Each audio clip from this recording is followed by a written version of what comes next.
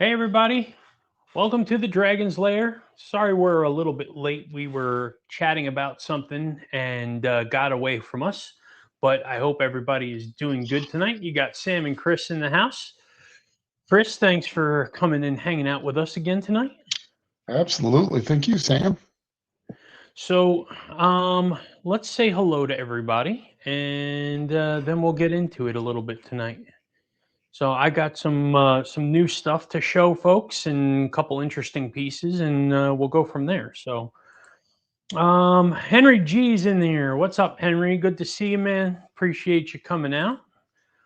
Mo Patty EDC. Trish, how are you? Hope you're ready for the big move coming, and hope you're having a good night. Thanks for hanging out with us tonight.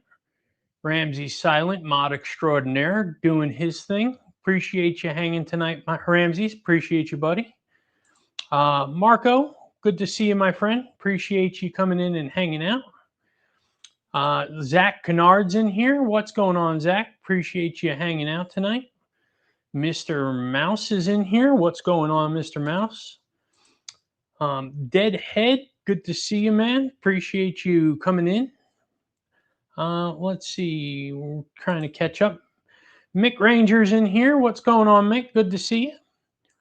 Loki's up in here. Good to see you, Loki.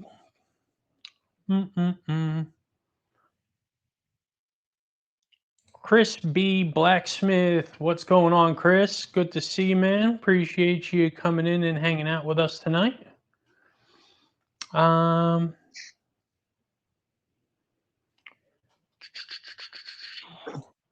you're good, Trish. Take your time. We're just here hanging out. Fred the Lug's up in here. What's going on, Fred? Hope you're doing well, buddy. Silver Trails Outdoors. Good to see you, my friend. Appreciate you. Vernell, good to see you, man. Thanks for coming in and hanging out. Appreciate you. Daddy Wyvern, my pops. Good to see you, Dad. Thanks for coming in and hanging out with us tonight. Appreciate you. All right, I think we're all caught up. So had some interesting things come across the desk in the last week or so. Have been getting some things that I wanted to check out. Let's see. I got the Growler V3. This is courtesy of Casey Spearon, Knives Fast. He was purging some of his collection. He's trying to kind of thin the herd a little bit. I can totally understand that. That's blasphemy. I can't believe I said that. Sorry. I have way too many knives, said no one ever. Yeah, so. I'll say 10 Our Fathers and 12 Hail Marys, my bad. Want to know why? What's up, dude? Good to see you. Appreciate you coming in and hanging out. I got a new one from Concept. This is the Mini Lanza. This one's actually pretty interesting one. So comes with Timascus pivot collars and a pocket clip and good looking knife. Great action on it. The only thing that really I have a knock on is, I mean, there is just literally the blade just runs straight down to the bottom, zero sharpening choil, zero nothing. I mean, you're instantaneously past the grind the very first time you put an edge to this thing. So that's really the basic knock that I have on it. And I mean, if you're not a sharpening person, I guess it's not really ever going to be an issue for you. It's still a really nice knife, but did find it to be interesting that it really has zero choil. But other than that, really cool knife. You guys may have seen this on some of my posts, but I got a Vorixen called the Ariel. And so I bought another knife from Vorixen, and really nice knife. And I'm not going to show it on here because it is, though it is not a clone, it is somebody copied the handle art of somebody else, and it disappointed me. And so I reached out and I called them out on it. And I said, you guys legitimately stole intellectual property here. And I have a major problem with this. And I can never show this on my channel. And I refuse to do it. So they said, well, how about this? We'll give you half your money back and we'll send you a new knife. And I was like, well, okay. So they let me basically pick out the knife, and this knife is not a clone to anything, and it has spectacular action. I like the fit and finish on this thing. It's super comfortable, very nice knife, and I've been enjoying it. So cool piece, new piece to the collection. I'll do a review on it pretty soon. I just got to catch up. I got to catch up. I have so many things in pass around and loan from like Fred the Lug. It's outstanding, but it's at the same time I've got to keep things moving. So that's a shame that knife had the stolen artwork, because it's phenomenal. Besides that, yeah, it really is a great knife, and it is disappointing, but and we're gonna talk about this for a second, Chris, because I'm glad you're actually bringing this up. But let me catch up real quick. I don't want to get too far behind here. Ground Fog, good to see you, man. Appreciate you coming in and hanging out with us tonight. Wyoming Adventures, good to see you. How are you? Thank you for coming in and hanging out with us. Brown Sugar's in here. Good to see you, Brown Sugar. Thanks for coming in and hanging out. MK Ultra, Miranda, good to see you. Thank you for coming in and hanging out with us tonight. Appreciate everybody hanging out. So, Chris, stolen artwork.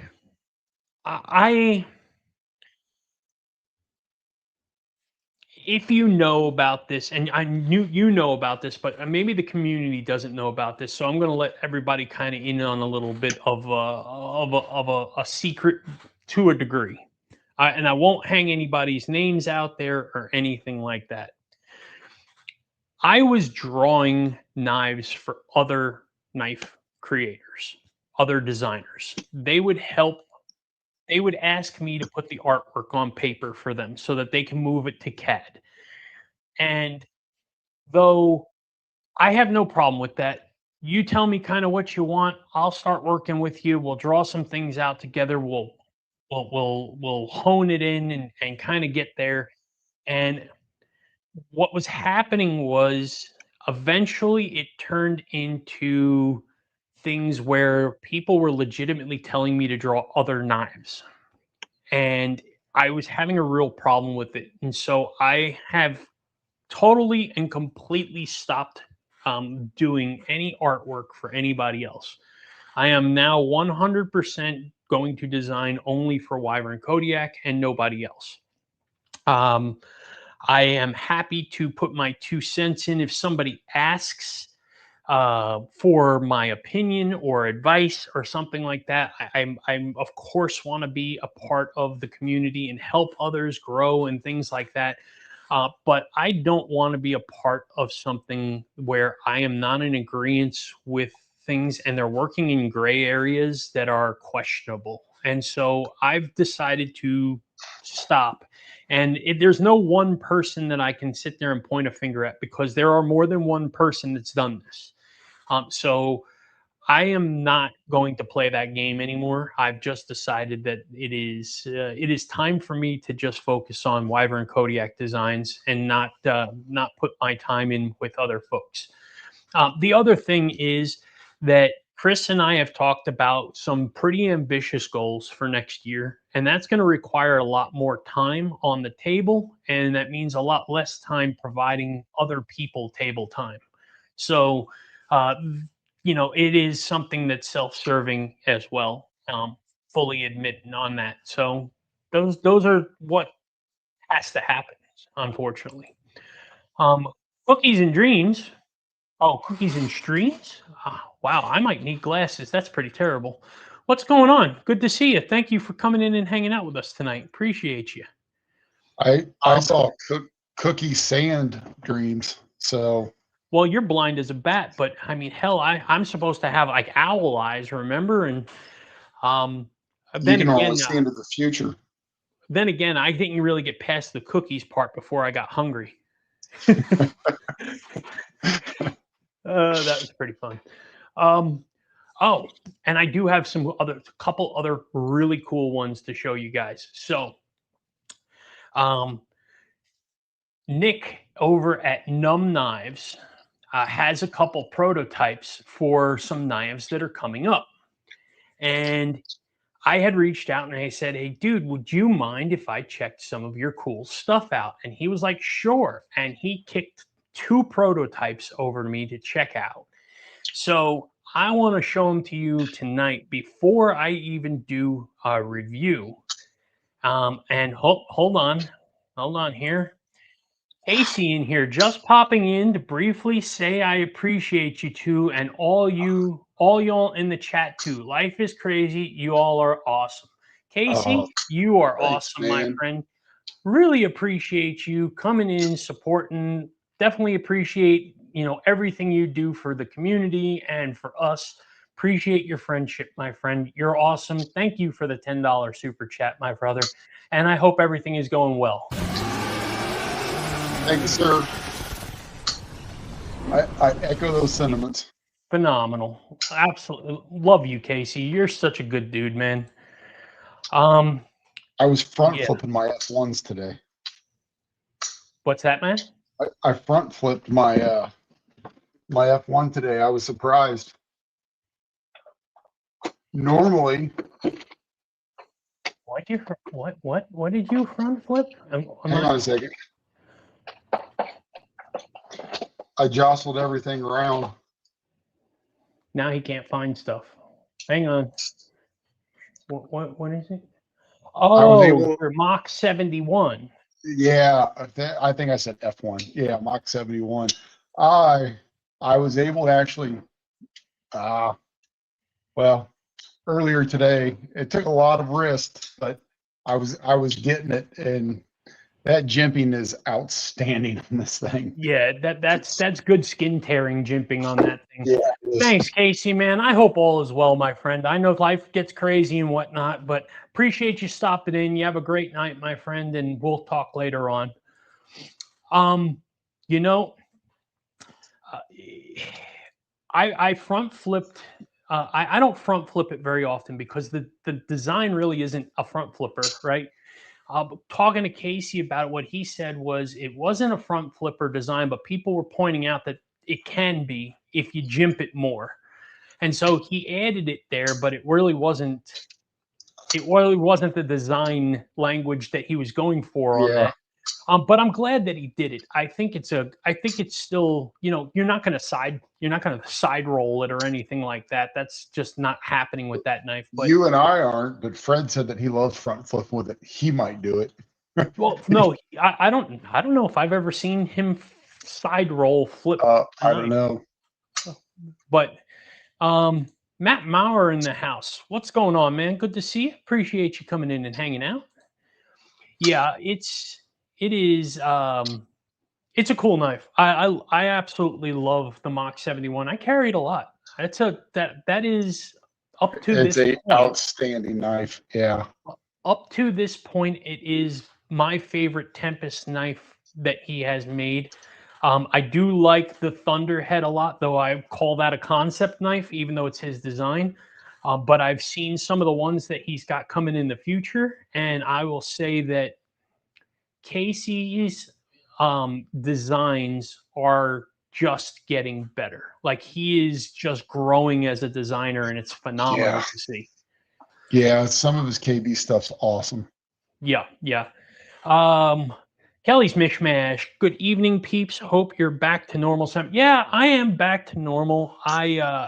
Last week, my wife wasn't feeling well, and my daughter was kind of getting there, and then I started getting it in the throat, and talking for a few hours live is probably not the best medicine for a sore throat. So I decided that it was probably in our best interest to just not do that for the night. So I appreciate everybody reaching out and giving me well wishes and all that kind of good stuff. I'm good. I'm good. Nothing major, just a little cold that was running through the house.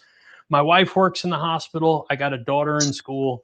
So essentially they come home and this place turns into a petri dish. So you know how it goes.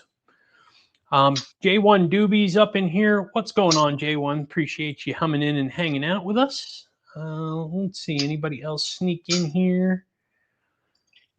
Monster Hunter, what's going on? Good to see you. Appreciate you. Yeah, I'm feeling good, bud. Appreciate you very much for checking in on me. Yes, I did. They are now called the Inflow. So he was going to call it the Lightning, but apparently searches and stuff like that make it not optimized. So the ones from the Riot prototypes are called the Inflow, and yeah, they are absolutely phenomenal. You know me, I am not a color knife person. I'm a very plain Jane collector, but I do have to say the blurple that Riot provided him on that one is absolutely stunning. And when those come out, I think I might have to add a little color to the collection. That might be the one that I have to go for. Purple, a blurple with a beautiful DLC blade. Just chef's kiss on that one. And it's an amazing design, by the way. Like the action on it's just spectacular. Like they're really, really nice. Let's see. Anybody else sneak in here? Did you happen to see what Fred said he was sitting there front flipping? No, I was. I got my mini Taipan right here. I know that's one of your favorites. Yep, I absolutely love it. I love it. I love the Taipans in general as a whole. And they just redropped the full dress Taipans. So, you know, Damasteel blade and all that kind of stuff. Gorgeous, but you know, 600 and I think it was about 700 bones. $679 is just not in the budget right now for the that. Dragons fighting demons. It really is, man. I do have to say it was most definitely a struggle to do, but I can't do it, man. I had to I have to lay low for a little bit, and you know, we got production bills coming and stuff like that, so it's time to behave for a little while. You know how it goes. I did want to show you guys though the numb knives. So I'm gonna make myself big. So this right here is the N3, and you know, awesome pinch lock system, harpoon blade. You know, good size knife too, right? I mean, it's definitely bigger than the N1. I think it's bigger than the cantilever as well. Nice jimping over here, which is, by the way, super, super aggressive right there, all the way up to the poon scoop, which I love. And, you know, action is spectacular, as always, with what Numb Knives is doing. So really cool prototype. I'm excited for this one. And I'm looking forward to it. I did check these out in Atlanta as well. So that's one. And then the next one is, this is the N2. And this one is very similar to the N1. Adds a rear flipper, which has, by the way, a spectacular sound. I know you guys can't hear that through the microphone, but it is absolutely spectacular sound on this thing. The action on this thing is really, really nice. Front flipper. So be excited. Numb Knives has a bunch of really, really cool stuff coming out. And these are looking at somewhere around, what is it? first quarter of next year is when he said these are probably going to do it, because there are some changes that are going to be made. So when I do reviews, tune in. You'll see what those changes are, because I definitely can tell you that I talked to Nick about it and wanted to make sure that I got the full story before I went through all that kind of stuff. So let's see. KR Knives, what's going on, man? Good to see you. Thank you for coming in and hanging out with us tonight. Let's see. Oh yeah, love harpoon blades for sure. Absolutely. You Um, guys made it really rough on us over the last couple of weeks after saying that you love harpoons. Sam and I have been pinging back different design ideas back and forth and trying to create one. So great job on giving us the feedback. And yeah, I was hoping that we'd have at least a rough draft to show tonight, but I think that we're still probably a little too far away in the planning phases to do it. Yeah, I've got one on the table now. Needs some revamping and some adjusting, but we are definitely making progress. I think I've got the general perspective of where we're going to be with this thing. I will say that what I've done is I've made some adjustments so that I can get a rear flipper that is fully tucked when it's open. So think kind of like the EMP EDC Nimble X, how the flipper tab folds into the handle when it's open. So I've got that figured out. I've got a few things figured out on the knife, and now we're just kind of adjusting some of the smaller things, and then I'll dial everything in, and then I'll show you kind of what I came up with, what Chris and I have kind of worked our ways through on this, and see what you all think. We're trying to listen to what you guys were excited about, and I mean, harpoon I think struck the chord over and over again, louder than anything else the last couple of weeks. So I think that's what we're gonna work on for sure. Deadhead, flipping my N1 now. Yeah, the N1's a badass knife, man. I absolutely love it. Nick is brilliant for what he did with that design, and he asked me, "What do you think about this thing?" I said, "Dude, you've got repeatable gold. Everything that you touch with a pinch lock right now is going to be a winner. Like I don't know that you can screw this one up." So, Yeah. yeah, I mean, hopefully he can ride that pony for a while, because it is just spectacular locking Yeah, mechanism. I think where some people miss is just in something like the cantilever, where having that big flipper might not be somebody's cup of tea. I think it'll just be preference stuff, but the lock itself is so fun and fidgety.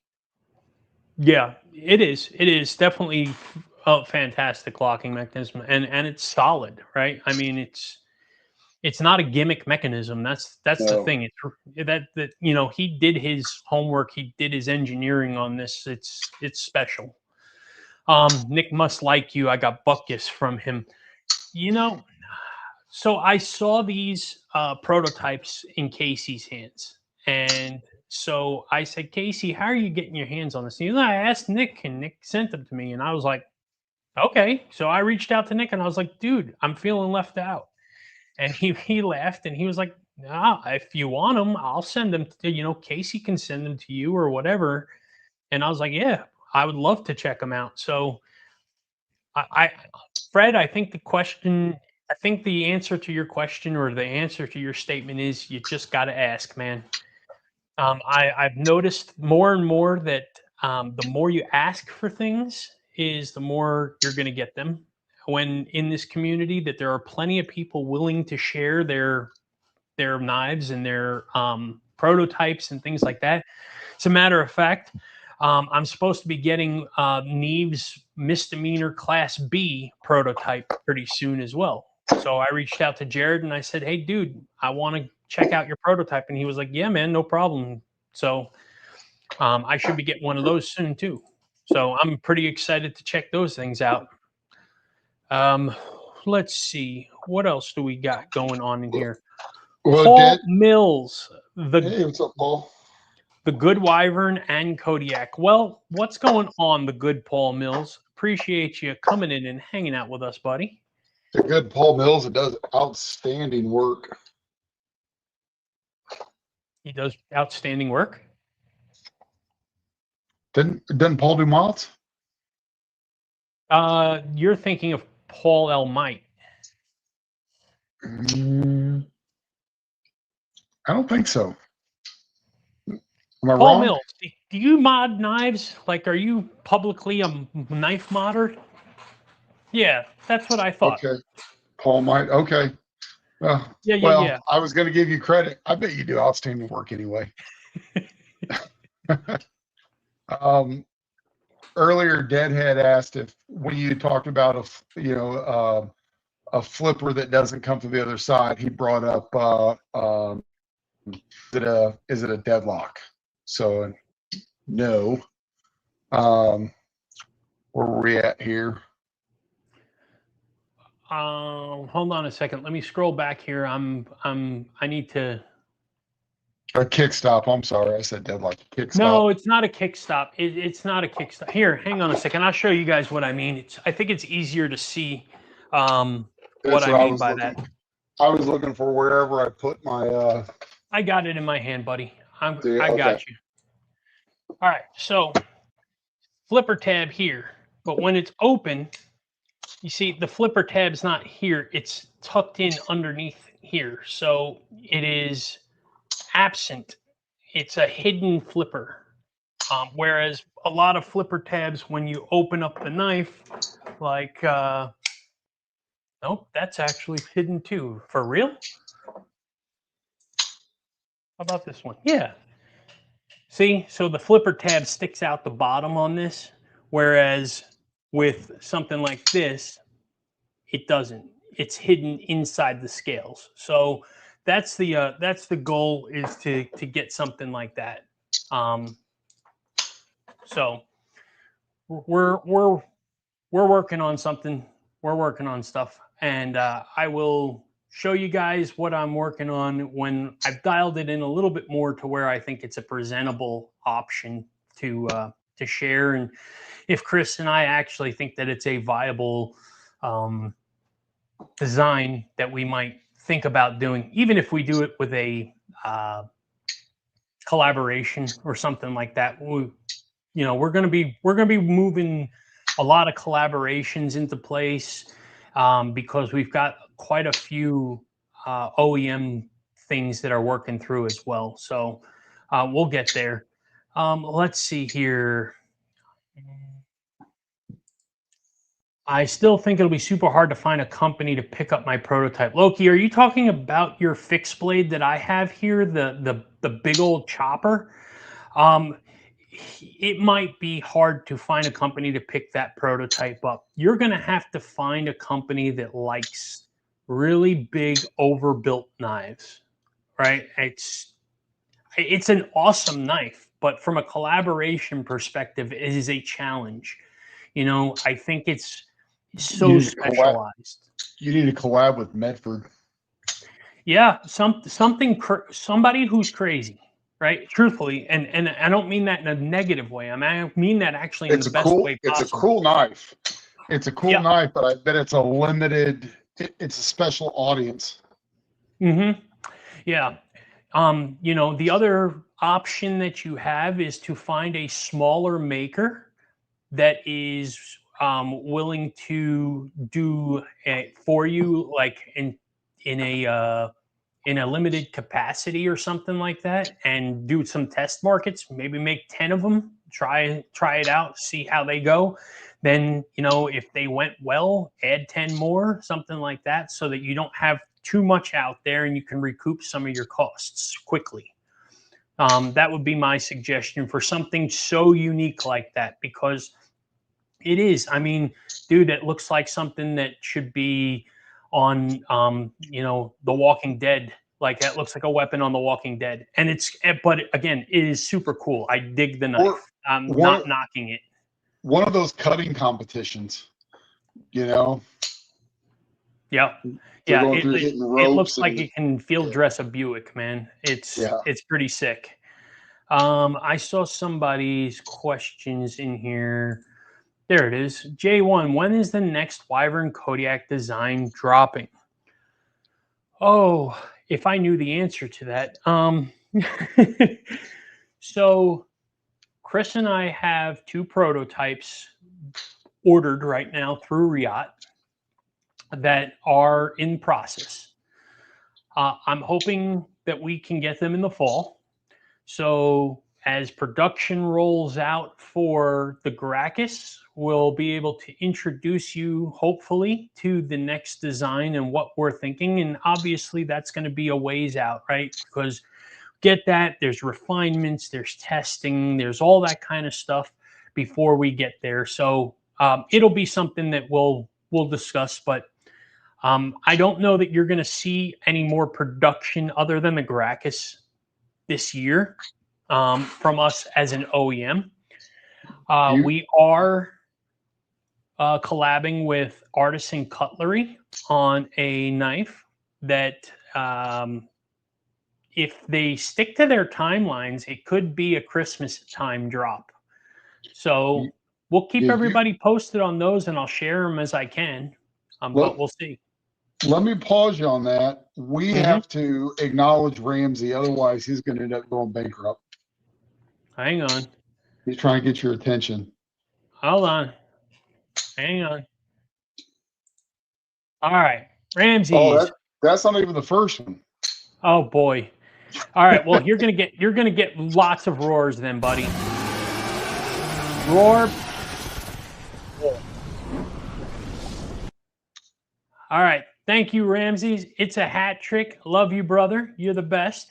And the first one he wanted to read off was hit that like and subscribe button. He said Hulk smash the like and subscribe button. Did I miss a third one from him? It was before the first one, or the roar one. Okay. Yeah, I'm apparently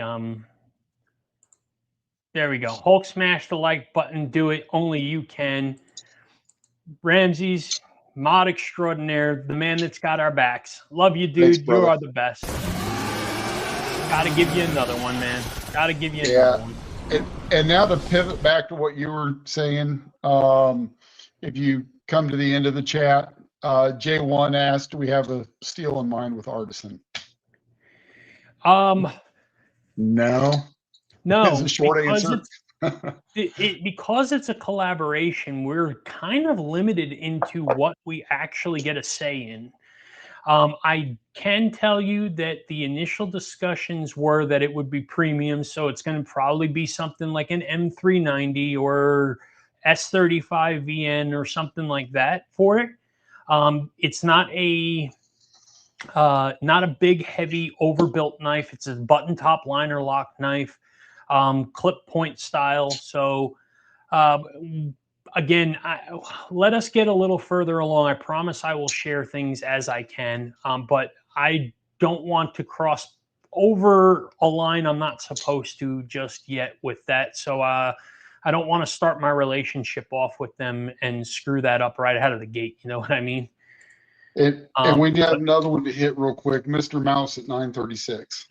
936, Mr. Mouse. I'm Mouse. kind of getting a schizophrenic bouncing around different spots here, but you really are. This one? Yep. Talking to Loki. Oh yeah. You should take a pic of the knife and make it your profile pic, and people can pick and people can see it quickly when you're discussing it. Yeah, I mean, Loki, that's Mr. Mouse isn't far off from that, right? I think making it available visually to have discussions on is important. I think you have to be able to self-market to a degree, even if you're not getting crazy, right? We're gonna do some videos for you and stuff like that, and we'll help you market it a little bit with that. But you still gotta. The community still wants to see the designer, talk to the designer, hear from the designer, have you involved, and so build your own brand a little bit up. There's no reason why you shouldn't be pumping your own tires a little bit, so to speak. I think it's cool.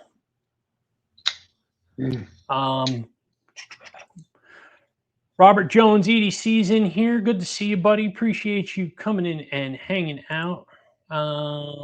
Just got here, but I love the hidden flipper tab. Appreciate it, David. And yeah, I love the hidden flipper tab too. I think I'm not a big rear flipper guy. That's not really a deployment that I typically reach for. But if it tucks away on the knife, it bothers me less. When I'll use this knife here. This is the Xander from Vosteed. So it has a hidden flipper tab in here too, right? And it gives me this spot. I feel like flipper tabs that stick out the bottom steal real estate from the handle. And so I always want to design, if I'm going to put something in there that's a flipper tab, I want it to be where I can easily slide my finger up here without having to go over the top of it and reposition and stuff like that. Just makes for cleaner design, in my opinion. And there's no right or wrong. Design is perspective. I think if you're going to be piercing something, having that tab stick down to protect the finger from keeping it from sliding up is a good thing. If your applications don't include a piercing, then and you want more precision and control than that, I agree. I think it gets in the way. Yeah, I can understand the protection part of it, and you're right. For application purposes, I would agree. I also think that there are ways around that too. I mean, you look at how they did it here, and I mean, the groove in here keeps your hand away from it, right? So yeah. So you can make your handle do the work that your on a fixed blade a bolster would do and things like that. So yeah. And Daddy Wyvern, you got to check out his comment. I'm coming. I'm working. Sorry. And you have to say hi to Brown Sugar. I did say hello to Brown Sugar. Daddy Wyvern with the $20 super chat. Thank you, sir. Appreciate you very, very much for that. And thank you for coming tonight.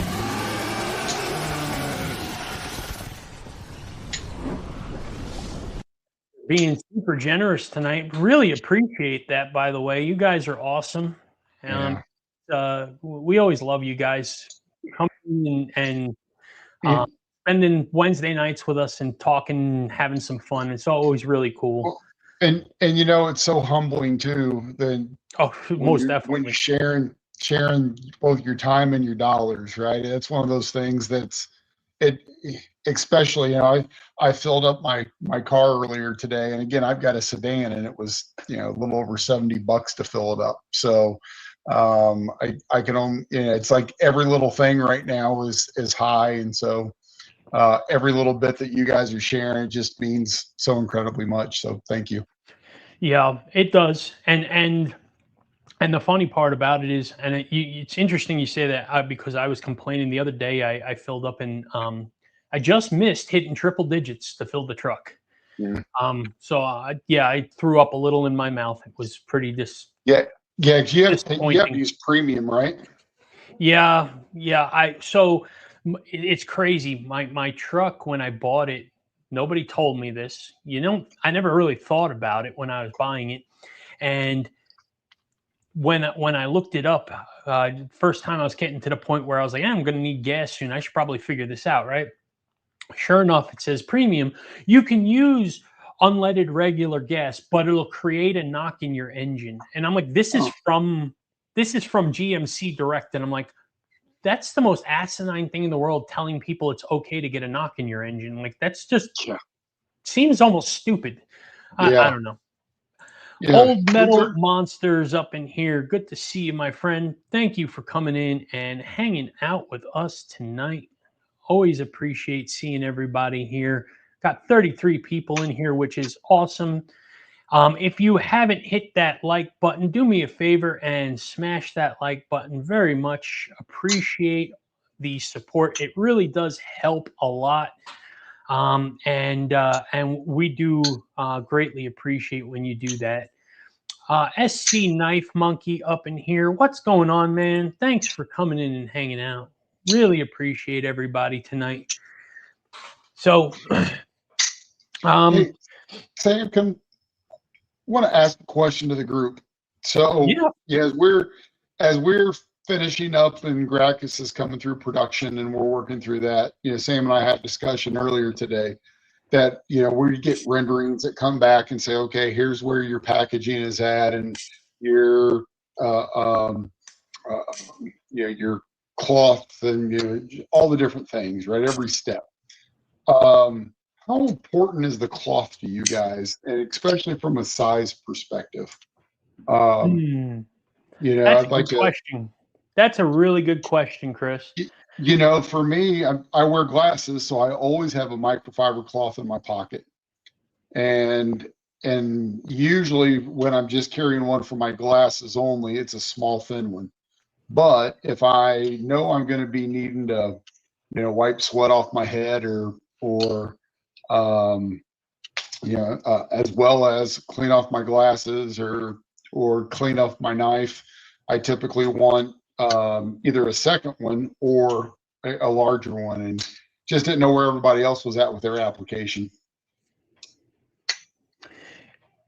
So I'll give you a little backstory on this so that you can put it in context. So Best Tech reached out to us last night and said, hey, here's a rendering of what your packaging is going to look like and so on and so forth. And the cleaning cloth, we're going to have a microfiber cleaning cloth. And then on the corner of it, we're going to have our maker's logo pressed into the cloth. And the cloth sizing was like 5.43 inches or something like that square. And I was like, my God, that is one sheet of toilet paper that you're giving in this box. Like, that's terrible. So I sent back and I asked them for larger ones. And I asked them specifically, I said, can I get an 8-inch cleaning cloth with every knife? And so they've revamped the order. We're getting 8-inch cleaning cloths. So we're going to get bigger ones for you guys. But that's where Chris's question kind of stems, is that they were trying to give us tiny ones. And I was like, I'm not going to have this tiny little cloth. I think it's kind of goofy. Like, I don't know, that it's this big. It's so goofy. Yeah. Like what used to come when you put a screen cover on your cell phone and they give you that little bitty tiny disposable one to clean off your screen with. You can put it under your thumb and do this. Yeah. Ramsey says he likes the larger ones. Let's Kelly see. said Kelly says she keeps a 6x6, 6x6 cloth to clean my glasses besides most of the time. Okay, so 6x6 is kind of close to the size that they were going to give, a little bit smaller than probably what you were carrying, but I definitely do get that. Let's see here. Hang on a second here. You sent something. Here's something special for Wyvern Kodiak. Ah, there we go. Hang on a second here. I'll show this. Share the screen. Screen 2.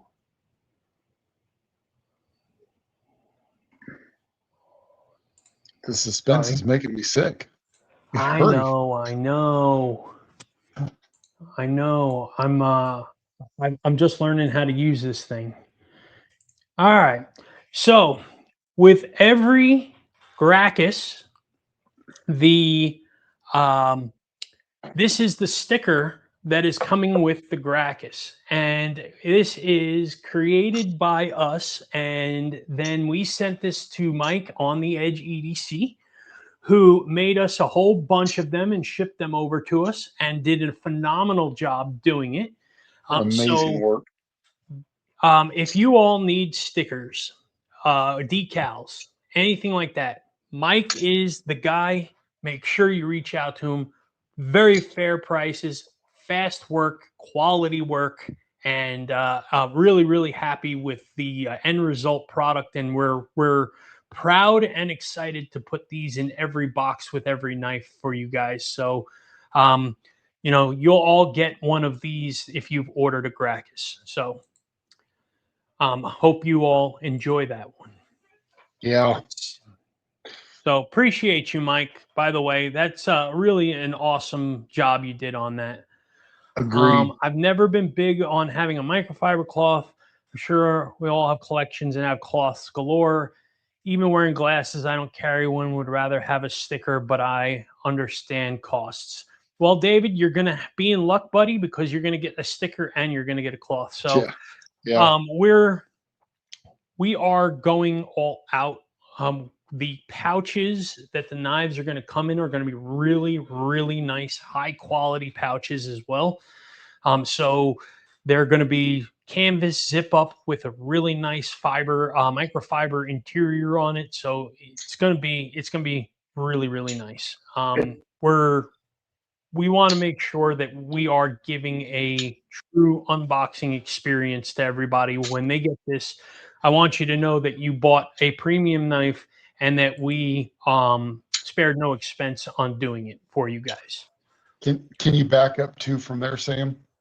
Hang on a second, because we've got MK Ultra. Thank you all for your shenanigans. Love Wednesday nights with y'all. Miranda, you are awesome. And we love Wednesday nights with you all as well. And thank you so much for the $10 super chat. Trooper chat. Oh my gosh, I can't even speak tonight. I'm too much of this. I'm just telling you. I already know what you're thinking. And no, we're not going to take Miranda's money and go see Super Troopers together. We can pay for that ourselves. That is awesome.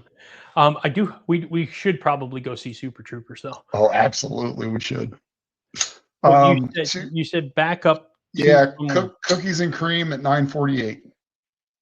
Cookies and cream at $9.48. I'm looking. Cookies and creams. Sorry, I'm ready to go get some ice cream now. I hide a 6x6 cloth around the house, so I always have one on hand. Nice. Yeah.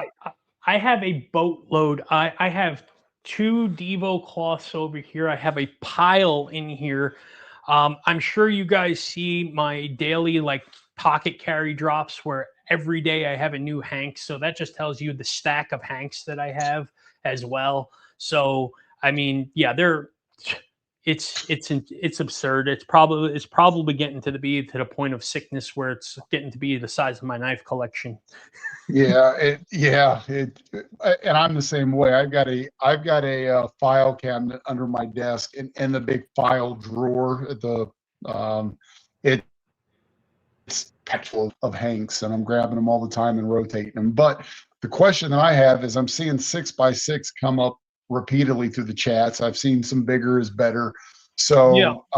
So I guess the question becomes, is something too large? Is 8x8 too large? Is 6x6 a sweet spot? I like 8x8. Sam likes 8x8, but want to make sure we're giving you guys what you would like to have. Yeah, I absolutely agree. I think 10x10 is probably a bit big for something. I think 8x8 was kind of like the sweet spot type of thing that I was kind of going for there. So, what do you guys think on that? Do you think 8x8 is too big for that? If it was a tiny knife, a tiny cloth might actually be logical to me. But since we're giving you a full-size knife, I kind of wanted a full-size cloth to go along with it. You know what I mean? So I don't know. That's my 2 cents. Maybe I'm overthinking things, but let's see. Working through here. After I said ice cream or cookies and cream, Mo Patty came back and said she wants some ice cream now too. So it's we got to be careful. we're gonna put our whole community into diabetic comas. Look, we take no responsibility for what you all decide to eat and whatnot. I'm just saying. I didn't tell you guys to eat ice cream or anything, but I've been waiting since August 17th for a new Kaiser Sable Chief titanium fat carbon purple haze, but it's been a no-show. Just stuck in shipping. Come on, Kaiser. On the Edge. I absolutely love that knife. I can't wait to review one. I think they are stunning, and I have seen Casey's reviews and videos on it several times, and the action looks spectacular, especially with that mirror blade. Oh, you got to let me know what you think on that thing, man. Great pickup. That is a gorgeous knife. Let's see. Thank you, J1. Appreciate you. Glad that you liked the sticker. We were going for something unique and different than just another Wyvern Kodiak sticker. We wanted to do something special for the run. And Mike gave us a second package, just so you know. He gave us a second package and included a little mini stack of what do they call those? Man, I'm trying to think of the word. Well, it's like not sparkly. Yeah, but it's like holographic almost. Holographic. Thank you. That's the word I was looking for. I don't know. I couldn't come up with the word, man. He gave us a stack of holographic ones, and I think it's actually perfect because what I'm going to do is I think Chris and I had talked about doing a couple of project ones, taking a couple Gracchuses out of the inventory and, doing something special with them and then having them available for you guys to bid on, auction, buy something. I don't know. We haven't figured it out. We'll do a giveaway on one, maybe something like that. But the special ones, I think we'll do that one-off sticker with as well. And I think that'll be pretty cool to throw one of those in. So awesome touch on that, Mike. And we appreciate you very much for that. Absolutely. Can you pull up Deadhead at 954? Deadhead at 954. Cookies and cream is the best flavor, and I like streams. I agree. Fair. I won't even argue that. I think cookies and cream is a fabulous flavor. I can get behind everything you just said. Can't wait to put this case in my stack in the closet. I have a spot saved in my Armada for the Gracchus. Well, that is awesome. I appreciate you saving a spot in the Armada for it. Yeah, the case and everything typically does go in the closet and whatnot, but I do know that some people will use them for travel purposes, other knives and things like that. We wanted to make sure that we gave you guys quality everywhere. Right? Yeah. It didn't end with just the knife, but the packaging is going to be premium. The inclusions in the package are going to be premium. I don't want to just hand you, a flimsy box with a plastic bag wrapped around a knife and say, here you go, thanks for your money. We wanted to provide more than that. So I bought a Sugar Gorov that my last trip to the movie theater, my M&Ms came in a sturdier package. Yeah. 8 to 10 for Ramses. Right on. Nice. Wouldn't turn down an 8x8 ever. Right on. Okay. So I'm feeling like maybe we didn't make a bad choice here. Good deal.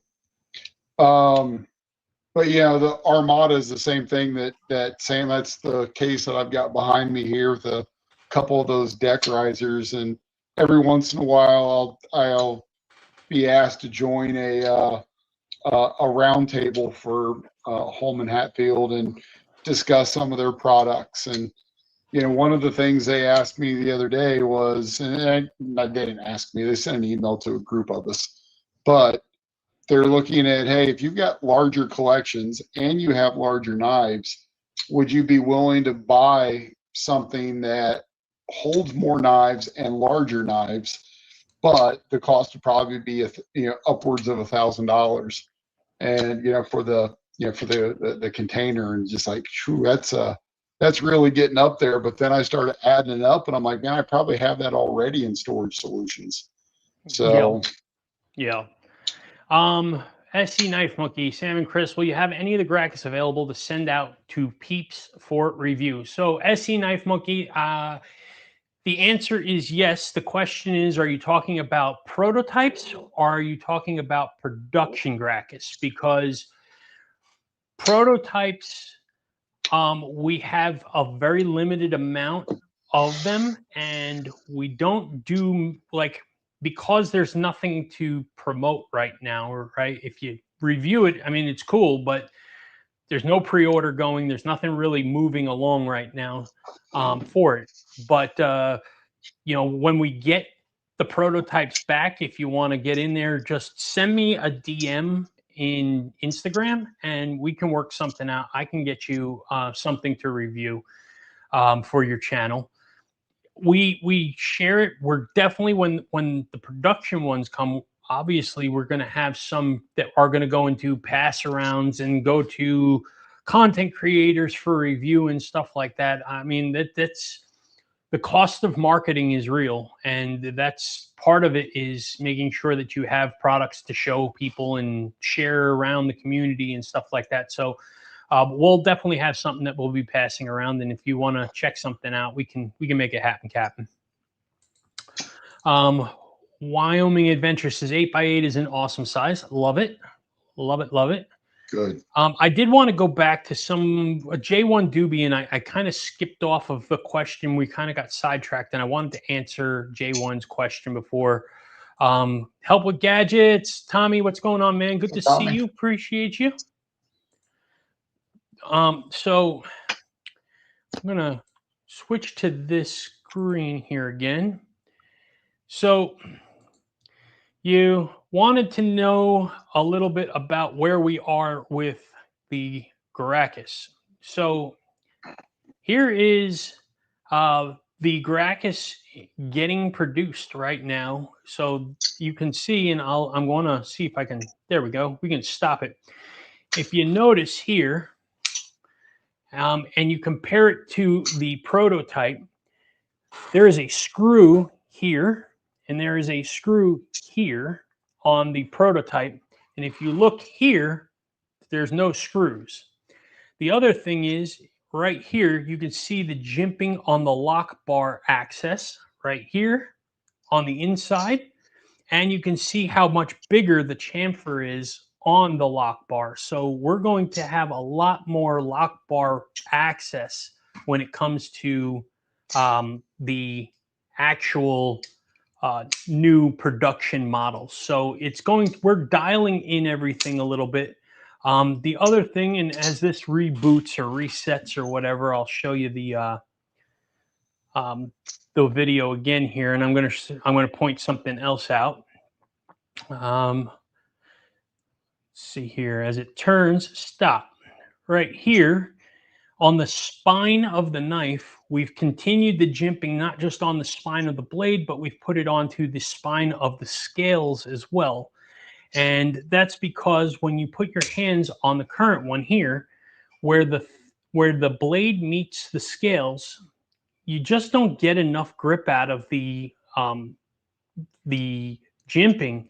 So, once you hit the jimping straight on the blade, great jimping. But right where the scales and the blade meet each other could be better. And so this was a solution to fix that problem. But as you can see here, they are being produced. They are working. They're getting there. We are making progress. It's just it's a trip, man. That's all I can tell you. It's a trip. It's definitely a lot of time and patience, and we all want our Gracchuses like yesterday. I can certainly tell you I do. So immediately, if not sooner. Yeah, I have been putting out, when I get updates on production, I've been putting out a newsletter, and I'm trying to make sure that I stay consistent with that to keep everybody informed. So I hope that keeps you all feeling like you're part of this still. As of right now, I've been informed that the project is still completely on schedule. If that is the case, then we are looking at probably October. So I will keep everyone posted. I will be reaching out for another update pretty soon, and then we'll provide another newsletter. If you are not signed up for the newsletter, by the way, I don't spam folks. I don't send you a bunch of, hey, come buy my stuff, anything like that. I really use it for providing updates, information, and stuff like that. So you're not going to get a whole bunch of crazy spam mail. Go to our website, wyvernkodiak.com, subscribe to the newsletter, and we'll keep you informed on everything. And again, I promise we don't spam people with a bunch of stuff. I'm not going to sit there and send you a weekly, hey, come buy a t-shirt type of thing. That's not what we do. That's not the name of the game here. So I hope that helps. Yeah, and I'm super behind in the chat. I'm trying to scroll through and catch up. Dragoon popped in. Yeah, the Jake says, hello, friends, driving, so I can't tag everyone. Cheers, all. Well, cheers, the Jake. Appreciate you coming in, man. And I hope you are getting home or to wherever your destination is safely. And appreciate you spending some time with us tonight, my friend. Let's see. Mr. Mouse says 10-2, Jake. Yeah. Nice. I was thinking of doing something in the Gracchus in gold as a special edition. We can do all kinds of stuff in the future. I'm with you guys. Mike, that's awesome, man. I appreciate you. And we are with you. We love the fact that we have somebody that we can do a business with like this in the community. I just assume work with somebody like you than give my money to somebody I don't know. And you make great quality products and you do them in a really quick manner, and you have great communication. So no complaints, man. You'll definitely get more business from us. There's no question about that. And I appreciate you. And we'll do some special edition stuff. I actually have another sticker in mind that we might come up with in the near future. So we'll come up with something.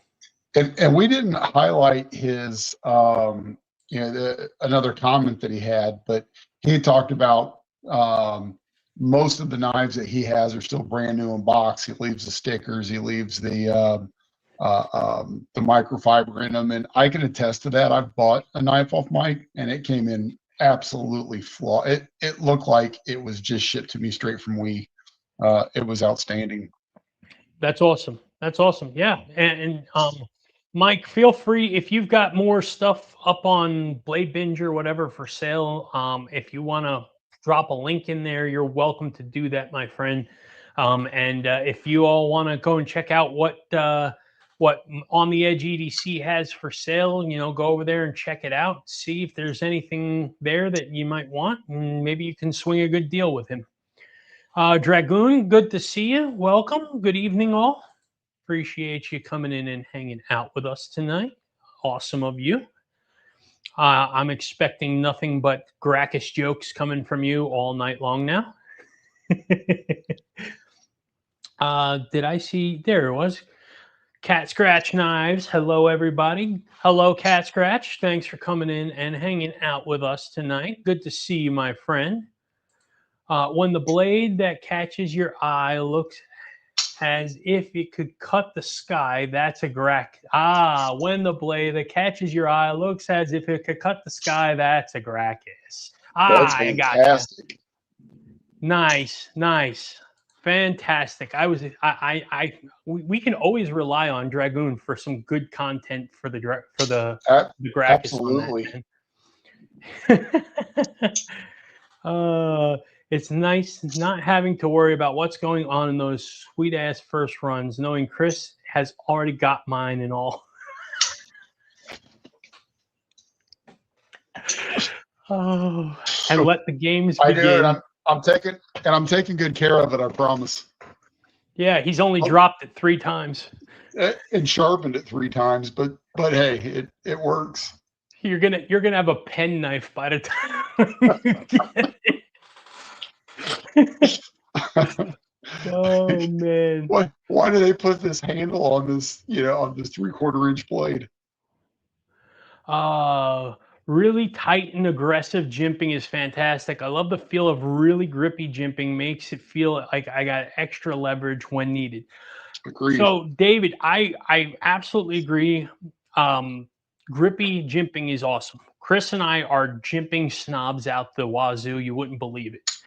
But so there's a couple of different ways to look at jimping, right? It's how many jimps per inch or centimeter or whatever measurement line you're looking at. So for me, I don't mind more or less jimps per inch. It's the structure of the jimping itself, right? If it's too divoted and rounded on the top, you slide. So you need to have beveled edges that have a little bit of sharpness without being obnoxious. And then you can get some really, really nice stuff. So I'll give you 2 for instances here, and we'll use this for example. So we have jimping like this, which is on the Growler V3, and you have a whole lot of jimps per inch, right? Probably looking at 15 jimps per inch or something like that. But then you have a wider jimp pattern on the Gracchus like this, where you have more like 8 to 10. But the top of the jimping here is super, super grippy on this, right? So I bet you I can get every bit as much grip out of a Gracchus jimping than I can off of the smaller jimps that are over here on the Growler. So, but I agree, jimping is super important. I can't stand that jimping that as soon as you put your finger on, it's just slicking your roll off of it. That's jimping for show, not jimping for use.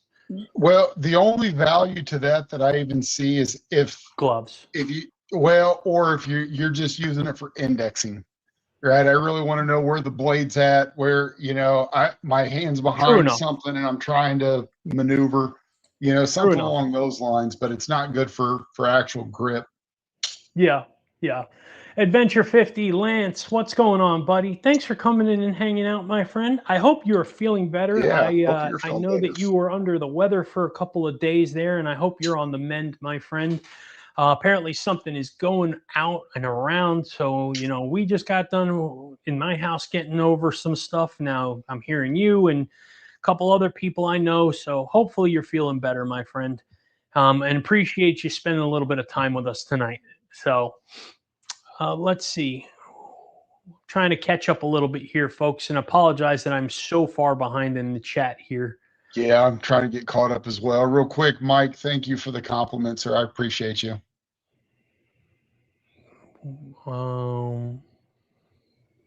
Did I miss something? No, nothing to display. Oh, okay. Okay, cool. Yeah, J1, I agree on that. That's dodging a problem. I won't address the situation. I will only tell you this. This chat isn't the place for this, please. I don't want to get involved in that. That is some drama, politics, public relations nightmare that I don't want to play in. So I will just say that I agree with you that I'm glad I didn't, but I don't want to go into the subject matter. So if we could avoid that in here, I would really appreciate that very kindly. And Ramsey touched on that at 10:09, just said that we're doing great because that's not the experience he had with the H20. So, again, thank you. Yeah. Okay, I misunderstood. I missed the thing. So my bad.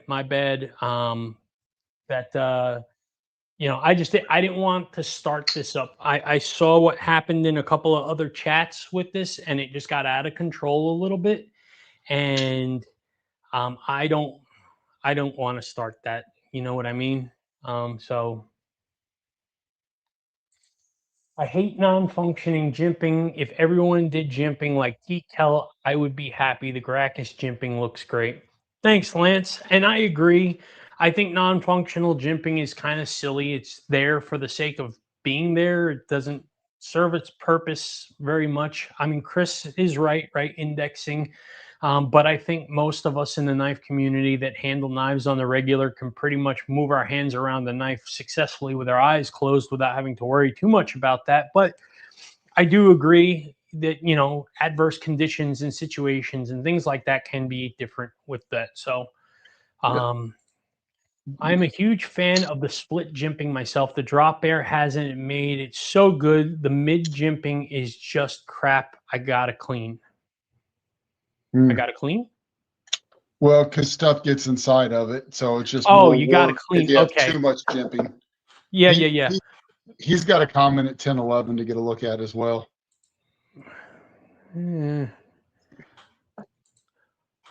Pre-dropped means it has stories. At least what my mom told me when she grabbed me off the floor. Kudos, man. Now that's great. Outstanding. Dragoon,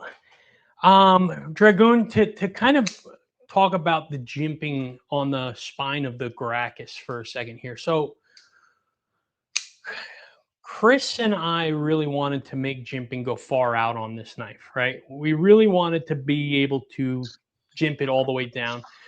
And it wasn't that it was the cleaning thing. It was almost like this was an aesthetic choice more than anything else that we decided, like, hey, let's put a gap here, right? Nobody is using this jimping here anyway. Your thumb isn't going to get there from this position. So either you are going to be beyond it or you're going to be before it. So let's eliminate it and make an aesthetic choice here from that perspective. I think is really what Chris and I settled on from that. And it's just turned into something where people really resonated with it. They've really enjoyed what we've given them. When they've put it in their hands, they've adored the way it feels. So I think there's an application use, but it's like very refined. If you're peeling something, if there's so much belly on the knife that if you could use it for food prep if you wanted to. If you wanted to 100%. peel an apple or a potato or something like that, it would work just fine for that. And I think that jimping gives you a little bit extra to hold on to. It, in particular, the way you were just holding it, Sam.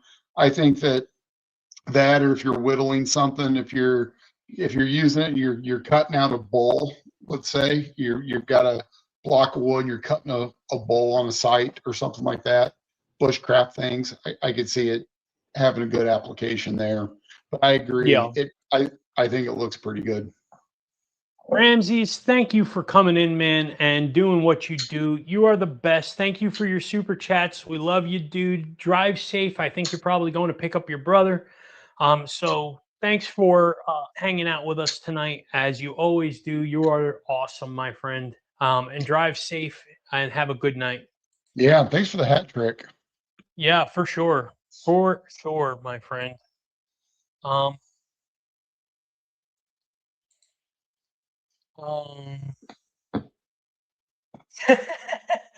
know I lit up when you handed me in Blade Show. I could feel it in my face.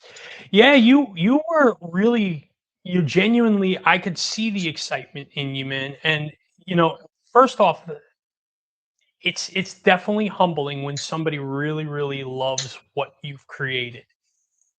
But when you see something strike that tone with somebody, Chris, you're calling it mechanical soul all the time, right? When something just gets that intersection where functionality and feel, sound, everything just hits just multiple right. stimulant. Yeah, there's stimulation in multiple senses.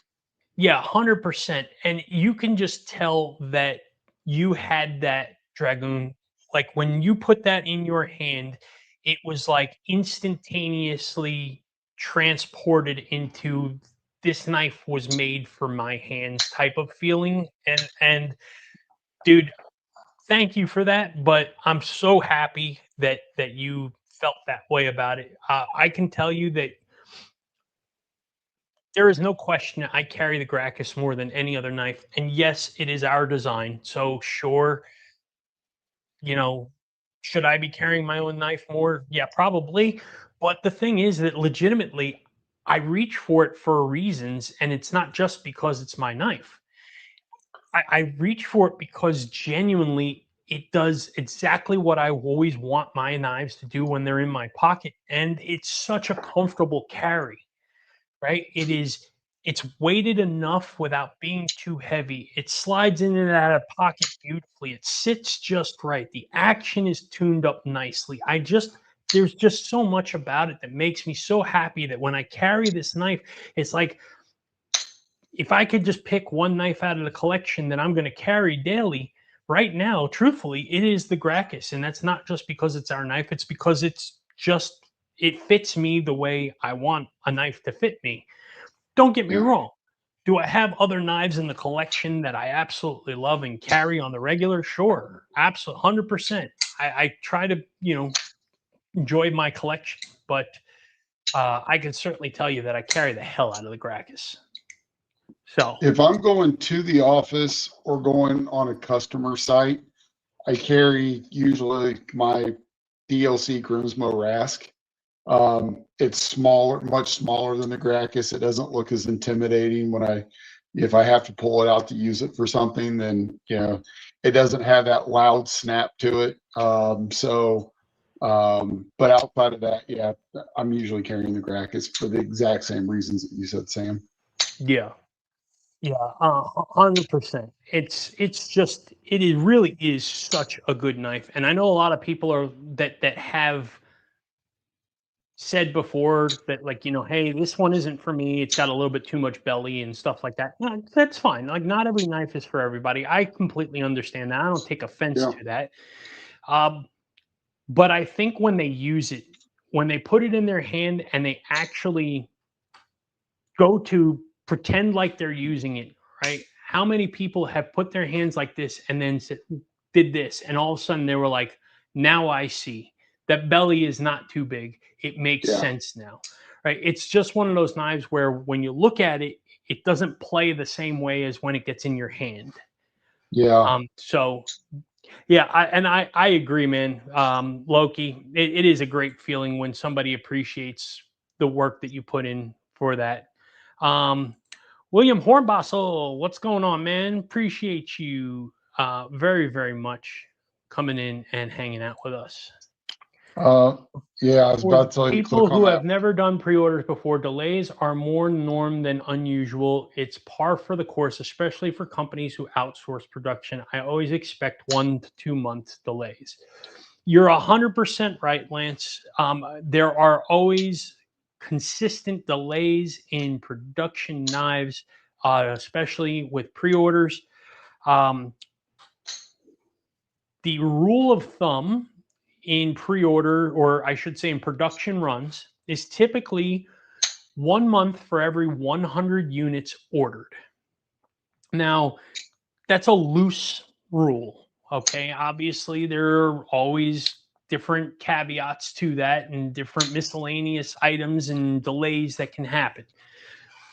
That being said, we posted ours with a 4 to 5 month delivery time with the intent that there would be delays that would probably occur. And so I'm hoping that I can over deliver and that it doesn't go beyond that. So far, I am definitely within the zone. I have been project managing the hell out of Best Tech that they probably want to choke me at some point. But nevertheless, I've kept them on pace and I have things that I want them to meet by certain dates and consistency within communications. And I have a very good partnership communication with them on a consistent basis. So far, we are still all good to go. But Lance, you're 1,000% correct on that, sir. There are always expectations for delay when you are running a production run. Pre-order, no pre-order, it doesn't matter. If you're expecting a knife to come out at a period of time, you can always say that you can expect some delays to happen because production just gets delayed. Can you click on Lance's comment as well at 10:23? I have a little too much belly and I'm not for everyone, so I can relate to the Gracchus. Don't we all, Lance? Thanks, buddy. That's funny. If we back up, Wyoming Adventures at 10:22. Looks like a great knife. If I had the money at pre-order, I would have got one. I like the deep belly with a hollow grind. Well, I appreciate that. And I mean, here's the good news. And I don't presume anybody's financial situations, nor do I assume that they are better or worse or anything indifferent. And I try not to spend anybody's money for them except for Chris's. I spend his money for him all the time. He said, yeah, you ought to buy that knife, Chris. That's pretty much how it goes. I'll send them a text message and say, hey, check out this knife. This is what you wanted, wasn't it? Right, Chris? Right? You should buy this. It's a good deal, Chris. But we ordered more than what the pre-orders were, right? We sold a good amount in pre-order, but we want to do drops too. We don't want to just pre-order and then give nobody else the opportunity. There were a lot of people that couldn't do the pre-order. And there are an awful lot of people that just won't get into pre-orders because they just, either A, they've been burnt in the past and they don't feel like they can trust, which I completely accept and understand. Maybe they weren't financially capable of doing it at the time or something like that. And again, completely understand. We've all been there in tight situations where you can't drop the money you wish you could, but you can't, and that's cool. So we will have at least 2 drops, possibly more. We'll see. Probably more than 2, probably 3 drops is probably what we're looking at doing. And we will have some in every variant for every drop. And we will also have Timascus kits available for those that want to fancy up the knife. We've ordered extras of those as well. So no worries. You will have another shot at it or several shots at it. So if you missed it the first time, there'll be availability for it coming up. So hopefully you'll be in a better position at that point in time. Let's see. If I was picking one knife to carry every day, Gracchus Deadman Design Company win, or the Sheepdog 10V Dark Water put studs on for me. Ooh. Dude, I want to see a picture of that with the studs. I'd like to see a little video clip of it if you don't mind. Like, could you video it and like send it into like a DM for me? I'd love to check that out. That sounds awesome. Yeah.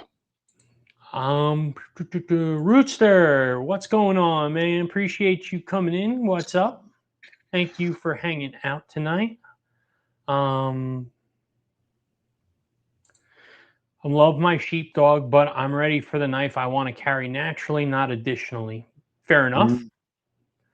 Wheezy3, John, good to see you, my friend. Thanks for coming in and hanging out with us tonight.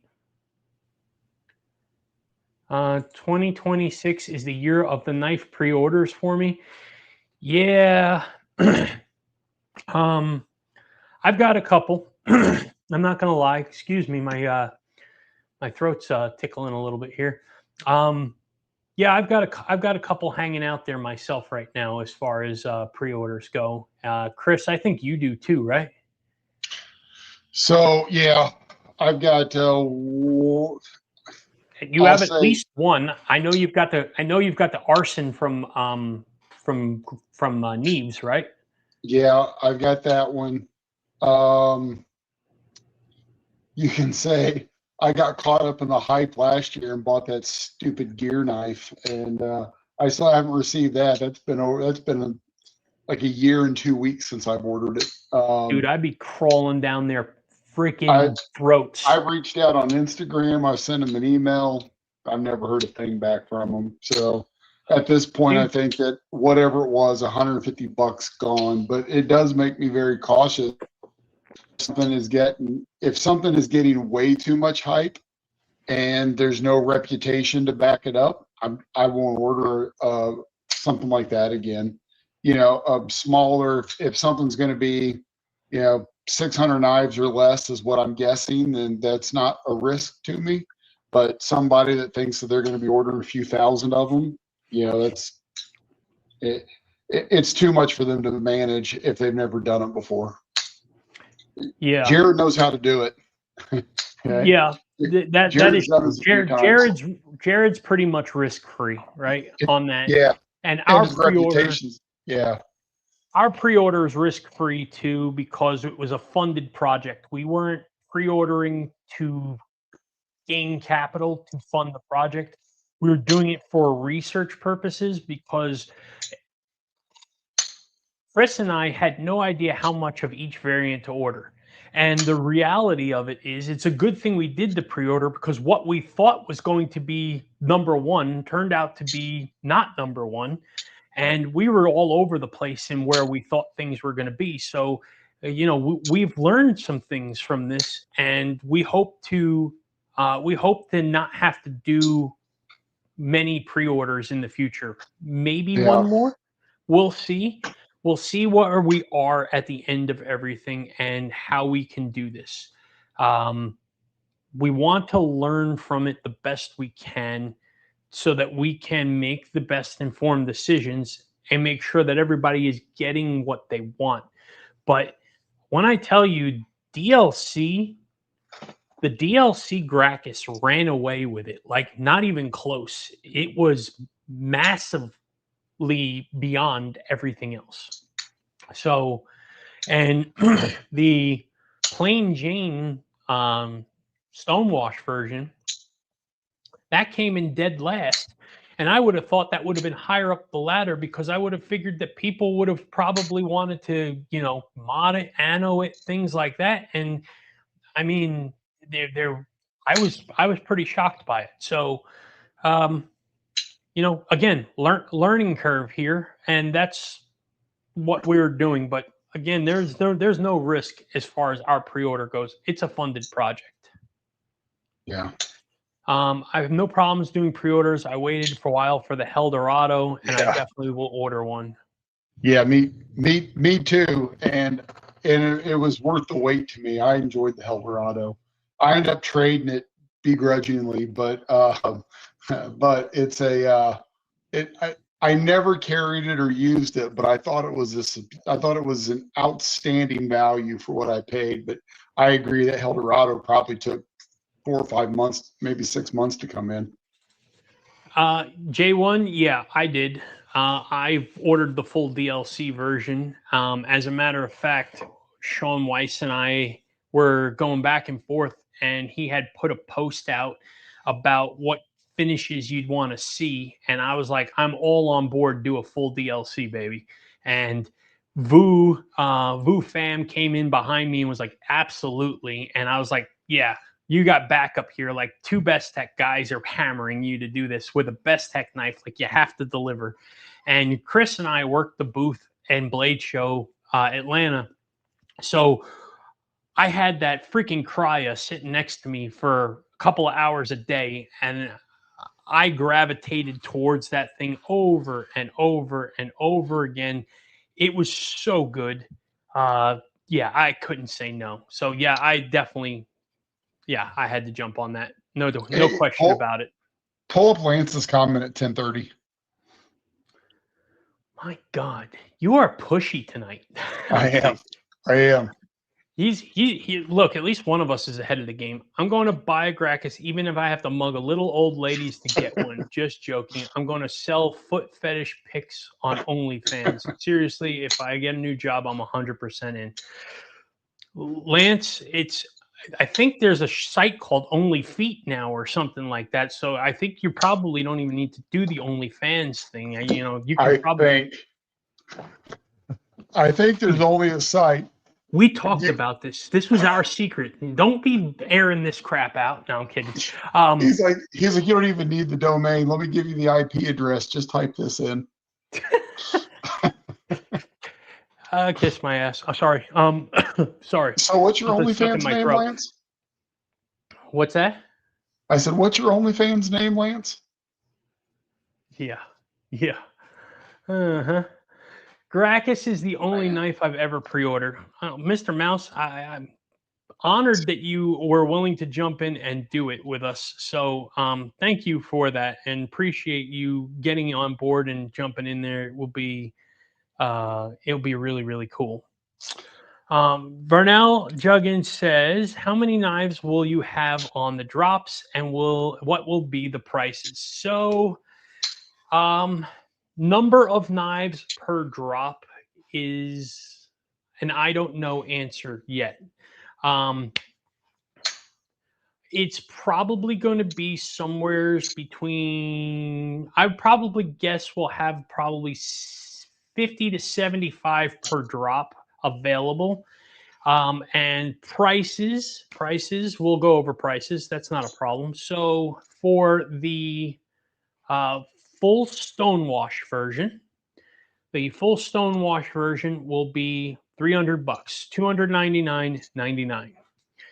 The stonewash handle with the belt satin blade. You know, I should probably just pull our website up and go over this. Wouldn't that be better? That'd probably be easier, yeah. This is probably easier to just show everybody, right? So silly to do this.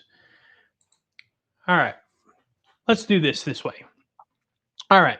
Full stonewash version right here. This one is going to be $300, $299.99.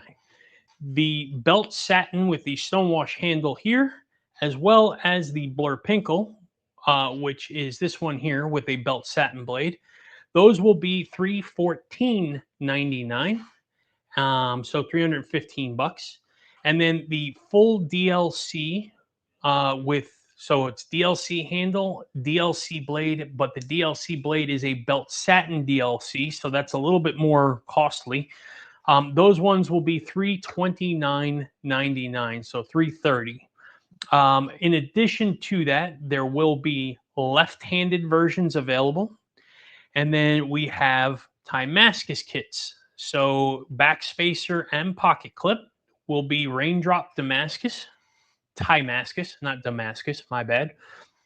And those will be $109.99, so $110. So that is going to be the prices and availability of products. So we should be, I think we will be in good shape as far as the amount goes and how many are going to be available. We ordered quite a few left-handed versions and stuff like that. All things considered, we should have plenty to go around. So no issues with that. So I hope that answered your question, at least to the best of my abilities. The question as far as how many on the drops, I really can't answer that just yet. Once we get them there and I figure out how many we need to hold back for warranty purposes and things like that, we will 100% get into figuring out, dialing in how many we're going to do on each drop. And if we do 2 drops instead of 3, they'll be a little bit larger on each drop. We'll decide that depending on how many we have after the fact. I'm hoping to have 150 knives to drop. And if we do that, then we'll probably do 2 drops and then hold some back for one-off projects. So we've talked to a couple of people in the community like Burkle Cerakote, and we may send a few over to Burkle's to have them do some artwork on the knife and stuff like that and do some one-offs. We'll do one-of-a-kinds and things like that. So be fun. We'll have a couple for giveaways and stuff like that as well. So, you'll have a chance to grab one in here as well. So we'll make it fun. Rooster said that he pre-ordered a lefty, but he didn't get a lefty Damascus kit. Will those be available for at the standard purchase? They will be available.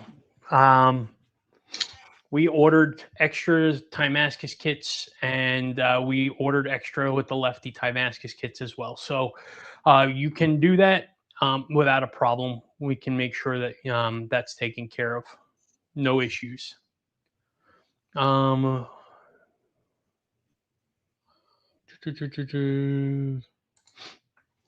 I can send you almost any sheepdog before the top liner lock every model. Although I do have a new 10V as well. They are a collector until I get some Gracchus in my life. Man, he is Dragoon. I love you, dude, but I do have to say, you might be the most hot to trot person in the community for the Gracchus. I don't know that I've seen anybody comment more about it than you.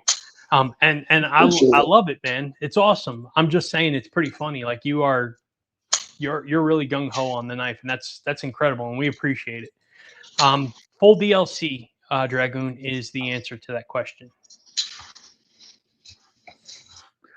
November. Did I miss something? What's in November? Are you talking about the You're talking about the Crya? I think that's when the Crya drops, right? Is in November. Yeah, it does feel a little long. Faithful, I'm sorry I'm late getting stuff ready for tomorrow. Hope all is well. Faithful, you are right on time, man. You're never late. You're never early. You're here when you're here, man. Appreciate you coming in and hanging out. Or as a nerd like me would say, a wizard is never late, nor is he early. He arrives precisely when he means to, Frodo Baggins. God, I'm a freaking nerd. That is terrible. Yeah. Shut up. Don't pick on me. I kept it closed this time. I was going to have you do some, go back and forth, with some Smeagol and do some invitations. No, I'm not going to multi-personality over here. People are having me freaking committed. Could be sitting here. Sam's talking to himself, arguing in 4 different languages, and hey, Sam, say something in Elvish. Nope, I'm not going to do that. I have 3 knives on pre-order that were ordered months ago on Kickstarter. All 3 delayed, but they're from companies I've previously ordered from, so I'm not worried. Fair enough, Lance. Like you said earlier, right? Pre-order delays happen, and you've come to expect that. So that's good that you're, mentally prepared for that, and knowing that you trust the companies you've purchased from makes a world of difference for sure. So they'll get there, and it does take some time for sure. Yeah, we're pretty far behind. Hey, Volt joined us at 10:35. I'm not that far behind. Yeah, Volt joined us at 10:35. All right, I'm just getting to 10:35 now. So yeah, so it's 10:43. Okay, but there's not that many comments, so just calm down. Calm down. Picked up the plain pre-ordered the DLC. Plan to pick up a plain version when they drop. Rooster, appreciate you, man. That's awesome. We will have some for availability for sure. See, there you go. There's Walt. Evening all. I'll be going back to the beginning after to see what I've missed. You've missed a whole lot. Chris was doing the Irish jig and stiletto heels before up on the table. I mean, it was something special. Yeah. The camera could almost see up my kilt. It's not a skirt, it's a kilt. The Devo Kaiser mash drops tomorrow. Son of a bitch. Someone buy my fudging kidney already.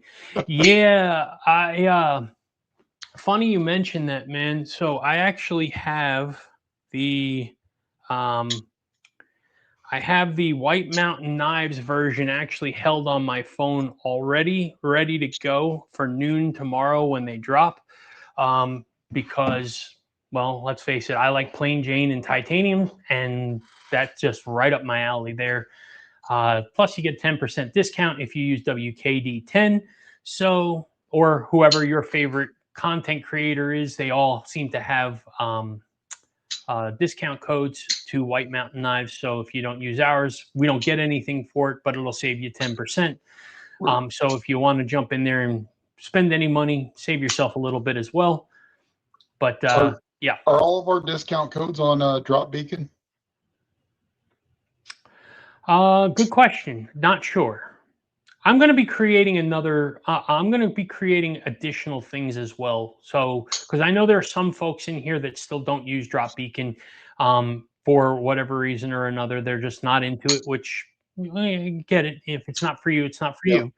But I'm going to make sure that we get like one of those other things posted up. So I'll make sure that all of our affiliate links and discount codes and all that stuff are out there and listed for you all, because we're kind of getting quite a decent collection of them now. So I want to make sure that you all know that you have some possible discounts available to you. And even if you don't use our affiliate links, sure, it helps us. But if you don't, at least use discount codes and save yourself some money. You know, I've been trying to keep discount code structures the same, just so you know.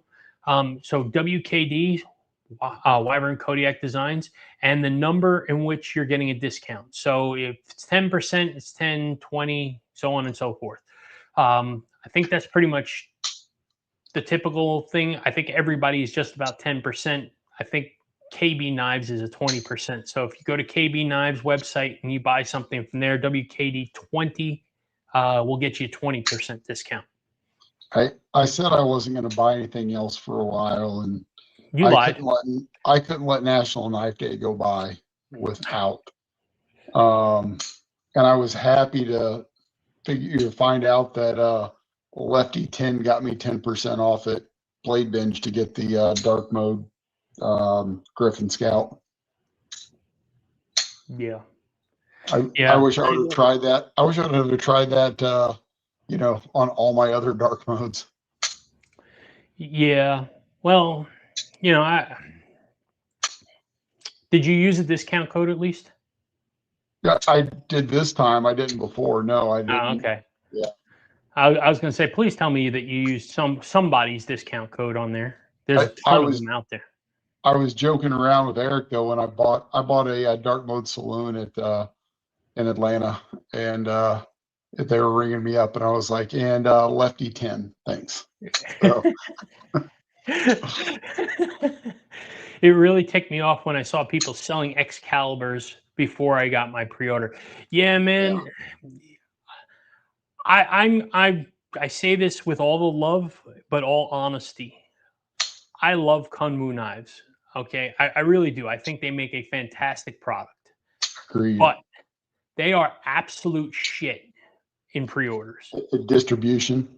They have not figured out how to get out of their own way with that worth a damn, and it's tough. So I completely understand, William, where you're coming from on that. Yeah. The original Devo Mash have said what the difference will be. So the one that is the Kaiser version is a button top liner lock version. I think the original was either a liner or a frame lock, if I'm not mistaken. So it's completely different in that sense. It's got an amazing ting.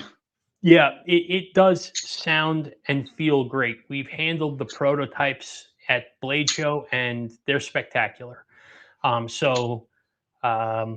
I'll say this: White Mountain Knives version is LMAX, and what is it? 159. You get 10% discount, so like 130 something, or 140 something. I'm doing math. That's not good. You don't want me to do math. $15, 149, so 145. 145 bucks. Show us your toes so we can count. Hold on a minute. Let me take my shoes off.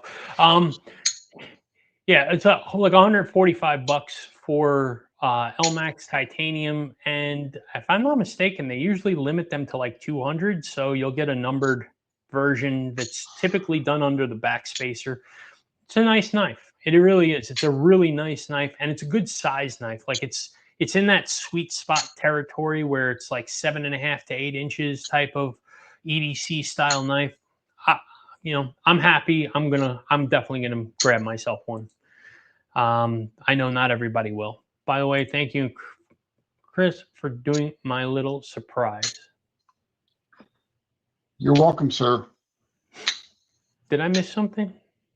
Yeah, as soon as I tell you, you'll be like, "Oh yeah, that's nothing." On his order. Oh yeah. No, we take care of you, man. Duh. Yeah. 1039. Thanks, guys. They're definitely getting the DLC version.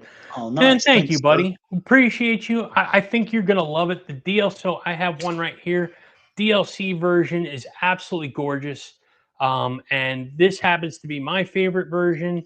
And the actions, the finish on this knife has made the action so crazy smooth that it's just, it's an absolute guillotine. So I'll just tell you, watch your fingers. But I mean, I think we're going to have them dialed in pretty good, though, on the production ones. I don't think they're going to be quite as crazy as this thing is. I mean, this thing is genuinely nuts. But I love DLC, right? Yeah. Like, it's the friction is reduced substantially on a DLC knife versus other finishes. The friction coefficient's like, yeah, it cut in half disappears. from like regular metal or whatever, or satin. So Plus, this is a semi-polish. Yeah, and so then once you throw bearings on it on top of that, and it can get really slick. And our prototype came in was phenomenal. We told people, hey, don't cut yourself. I'm like, oh, here's your Band-Aid. We warned you. Yeah, it literally, that's exactly what happened. We would hand the knife and I'm like, dude, don't drop it on your finger like that. Like, this isn't, don't do one of those. Like, here's the thing. Okay. Some people, they take the knife and they do this, and your thumb can land right in the choil over here, and that's fine. This is not one of those knives that you want to do that with. Okay. When you drop it, you want to make sure that the tang of the blade catches your finger before the blade catches your finger, because otherwise, here, look. We didn't engineer it to catch it on the thumb. I mean, it is, when they say drop shut, this is drop shut. So yeah, so you put it, and that's just dropping, not putting any momentum at all behind it. So you put a little bit momentum. It's a heavy blade and it's moving. Yep. Clayton's here. Burning Stables Forge. What time is the giveaway? Did I miss it? I'm here. Did I win? You did. Yeah. But you had to be. What time was the giveaway? It was around 3:30 on your own live, buddy. That's where the giveaway was, right? Thanks for coming in, Clayton. Appreciate you hanging out tonight, buddy. I hope you're doing well. Absolutely. Let's see here. Yeah, I knew you were messing around. Of course, man. We know you 90% of the time. Clayton is the unserious Clayton. So very, very cool that you're here, buddy. Appreciate you hanging out with us tonight. Sanders G. I feel like I didn't say hello to you, man. I'm sorry if I didn't, and I apologize. And if I did, well, hello again, and can't wait till the release. We can't either, man. I can honestly tell you, I don't think there's anybody more excited for the Gracchus than Chris and I. And I mean that genuinely, like, we are just chomping at the bit. I check my email like 47 times a night. It's ridiculous. Okay, I'm always like, is there an update? Is there an update? Is it here? Well, because China's working now, right? Like they're about to go on their lunch break. Yeah, pretty much. Yeah. You're right. It's pretty much exactly right. I think they're at 11 o'clock right now, or they're at noon. So I'm always working through the night with these guys, and I answer emails at 2 and 3 in the morning sometimes, and I'm very much on top of this. Chris and I are constantly in contact about stuff. Every time they give me updates, I'm talking to Chris about things. We're working together to give answers, and I'm turning it around as fast as humanly possible back to them. Yeah. So we are absolutely doing as much as we can to get this thing going and staying on track. We get a ridiculous amount of business done between 6 a.m. and 7 a.m. We really do. Yeah. It is kind of scary. While I'm getting my kid ready for school, Chris and I are like, yeah. So, Burning Stables Forward. Oh, I'm sorry. Metal Relic Art is here. What's going on, man? Good to see you. Appreciate you coming in and hanging out. Let's see. I'm really getting close to catching up, by the way, finally.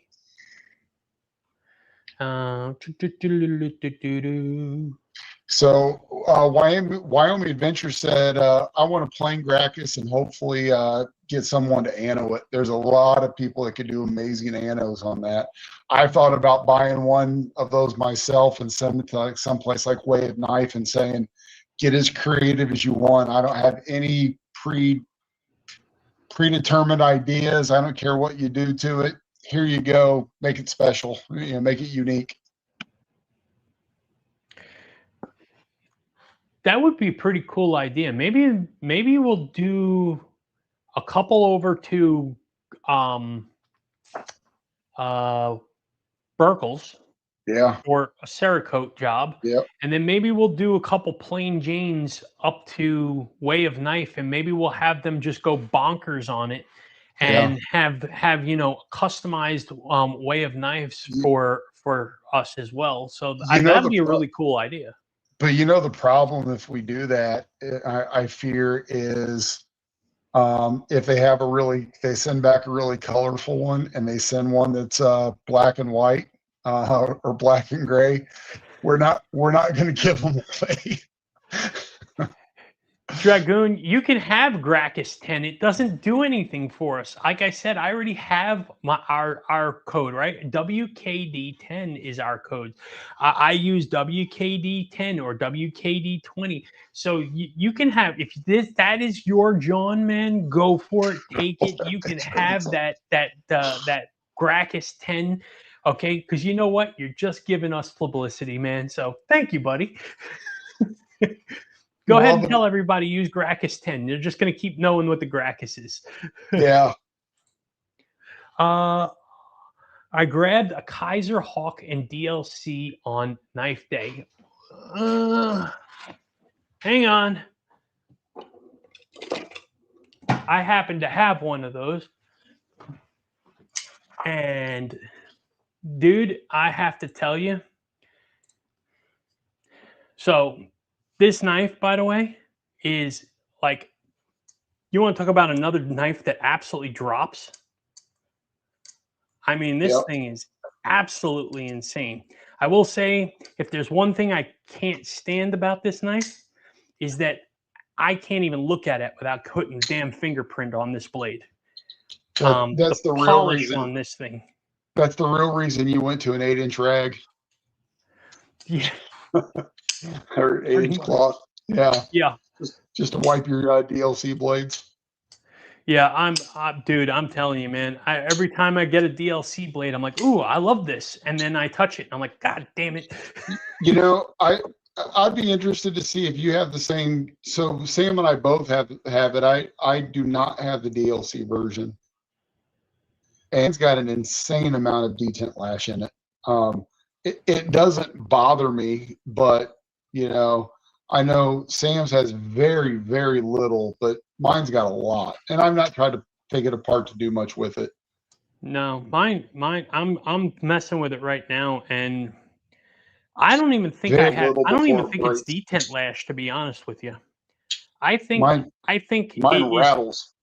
No, this definitely doesn't rattle. This is trying to break the detent. You can feel it go over the ceramic ball. Yeah.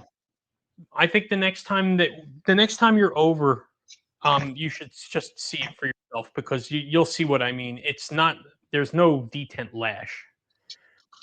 So on mine. Yeah, no. Yeah. No, mine does not do that. Yeah. It doesn't really rattle when I move it, so maybe it is, but yeah, but I do think it's a really sweet knife, especially at the price. QSP Crystal Tie Glide Lock Penguins on a great sale still on TPK, TPX, really? Sam's a telecommunications expert and has TPX on his mind. Great. Yeah. Mick, good deal. $115. Yeah, Crystal Tie, $115. That is a really, really good deal, man. So I'm not a fan of the glide lock, me personally, but I do like the Penguin a bunch. Yeah, Penguin's a sweet knife. I like the Penguin as well. I unfortunately don't own one, but I will definitely be getting a tie version one. These blades would be so disappointed with you. You know, I'm sure he will, but Brian will understand. Blade, guns, and gear. Was there ever discussion between you guys of a Damasteel limited edition Grack? Well, funny you ask. Yes. Chris and I ordered two Damasteel Gracchuses for each of us as commemorative blades that we are gonna, like put in cases. When we get there, our intentions are to show everybody and kind of gauge interest on that, because this is our first knife release, and it's really, really difficult to ask somebody to spend what a Damasteel knife will cost from a relatively unknown commodity. We are we're getting into the game, obviously, and we're already asking folks to spend $300 or more on a knife as a standard build. You add Damascus into or Damasteel into the mix, and that $300 knife is $600+ because the billets alone are insanely expensive. And they don't just like, hey, I want one, so can you cut one out of this billet? No, that's not how it works. You buy the billets. So you kind of are you're responsible for it, so to speak. I bought a billet that'll fit 2 3.5-inch knife blades on it at Blade Show, and it was about $750 just for the billet for the two knives. Yeah, and that was Damascus, not Damasteel, right? Very true. Yeah. Okay, so that's $700 for a billet. So the billets that our knives are being made from is, I think they're $1,400 or $1,300 a billet, if I recall correctly. So, again, yes, is it in our minds, and have we discussed it? 1,000%. Are we going to do it? Certainly not on the first run. Possibly if there are additional runs, depending on public interests and things like that, and possibly on future designs as well. As the community and the knife world gets familiar with our designs and our names, and we aren't just an unknown entity anymore, and we've proven that we make good knives, then at that point, I think that'll be something that we can absolutely have happen for us. But right now, out of the gate, really, really hard to ask that kind of price for a knife from somebody you don't know. Yeah. I'm a Devo fanboy, have at least one of each. Even their bad ones are good. Deadhead, I won't call myself a Devo fanboy. I have a few Devo knives. I find that some of their models are too small for me, and some of them are repetitive in its own nature. And that, I'm not saying that in a negative way, because they're completely different the blade design shapes. language. Yeah, but it's the design language. It's a good design language. I love their design language. Right. As a matter of fact, I'm flipping a growler right now, And I got this growler because it came up and I'm able to have one that matches my XL growler. And I have 2 fireballs and I have a stout V2. And I mean, so I have Devo knives and I love them. But I don't pick up every one of them. I found that um, the smaller ones are just too small. I did not really enjoy like was it the saloon? I love the look of the saloon. I just didn't feel ergonomically it was for me. So I That chose not to partake in that one. that's the one I'm looking for. I just turned around and pulled out 3, but I was looking for this. I got it around here someplace. That's where I was going to go with the small one, just to put it like in my hands to show. I bought it at Blade Show this last year, and like I said, I love it from a looks perspective. But yeah, I don't carry or use it. But I do carry the Growler XL all the time and use that. So Yeah, yeah, for sure. My Growler XL's over here, and it's the exact same finish as this one right here. So the acid wash, stone wash blade. That's why I got this one. When I found out that Casey was getting rid of this one, and I said, "Ooh, I can get one that matches the big one." Cool. So that being said, I don't necessarily love it, but if anybody knows where I can score a acid wash, stone wash version of a mini growler, I would like to get the full set, mini, normal size, and XL all in the same finish. That would be cool. So let me know if anybody isn't has a lead isn't on one of those. I'd be interested. isn't there a Mega as well? Won't you need a There 4th? is a Mega. It's not in production yet. The ones that they had at Blade Show were only prototypes. He is Oh, releasing. Has them on order though. nice. Um, That was so so monstrous. yeah, that's absolutely ridiculous. You can chop wood with that thing. It's insane. Um, Evening, Sam and Chris, and to everyone, good to see you all. Jim, good to see you, my friend. Appreciate you coming in and hanging out with us tonight. Wyoming Adventures, I like to buy one on a payment plan. If you're talking about the Gracchus, you will have that option. So on our website, we use Shop, and they should be able to have a 4-pay option off of that. So you should be able to split that into payment plans if that's what you're talking about. So if you're not, then I don't know if I can help you on that one. But if you are talking about ours, yes, we can absolutely make sure that happens. Um, let's see. Grabbed my first Kunwu Excalibur, absolutely loving it. Shout out to Richard. Bernal, did you get the Vertilock version or did you get the older version? So the integral version, the original Excalibur version, if you will. I have Chris and I both have the original Excalibur version. I don't dislike the Vertilock version, but I'm really not a spine locking person, in my opinion. Like compression locks and things like that just don't do it for me. It- So But I'm not in a rush to grab one of those, if you you're know what I mean. you're a top button liner lock guy, and that's about it, right? Anything else on the top, not for you? Yeah, that's pretty much it. Otherwise, my sweet spot is frame locks and liner locks for the most part.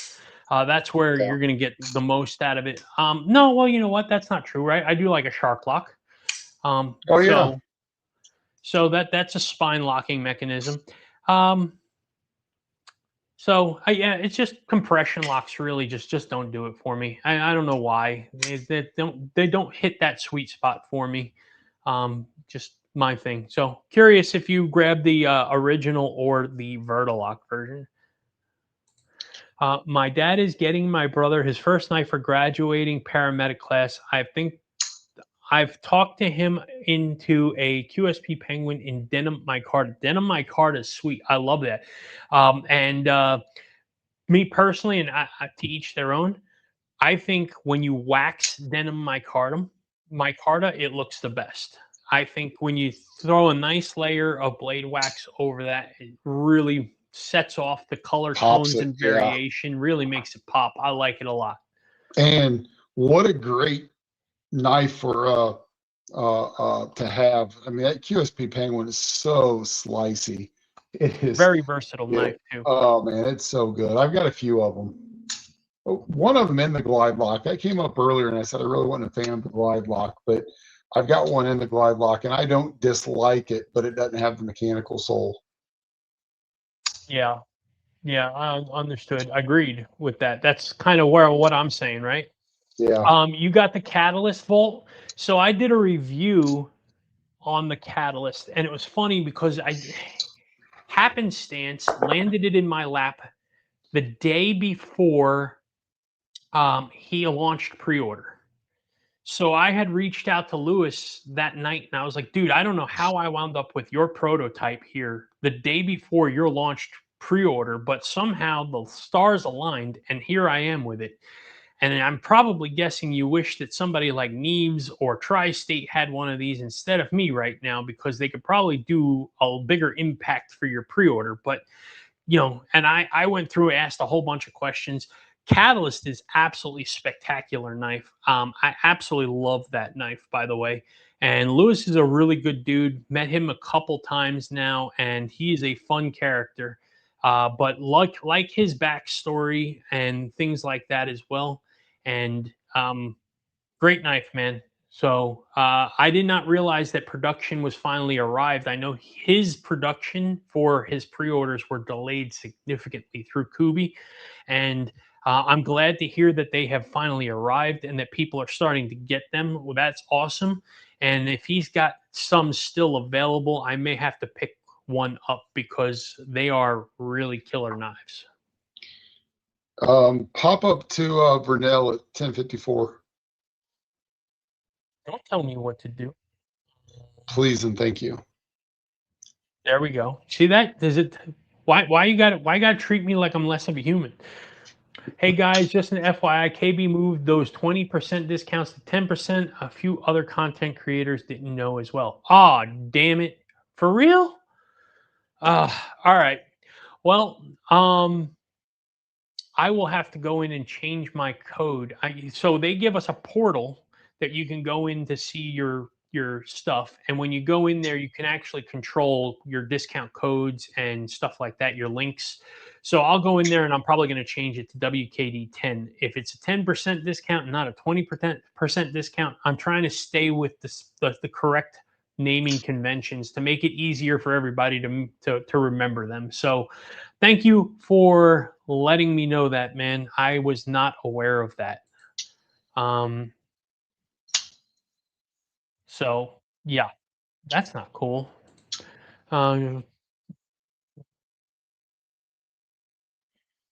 Just replied to my comment on their video. So yeah, they're up and working right now. Was Best Tech not up? Oh yeah, no. Now I understand what you mean. Yeah, they're up and working right now. They better be. We got a Gracchus to build.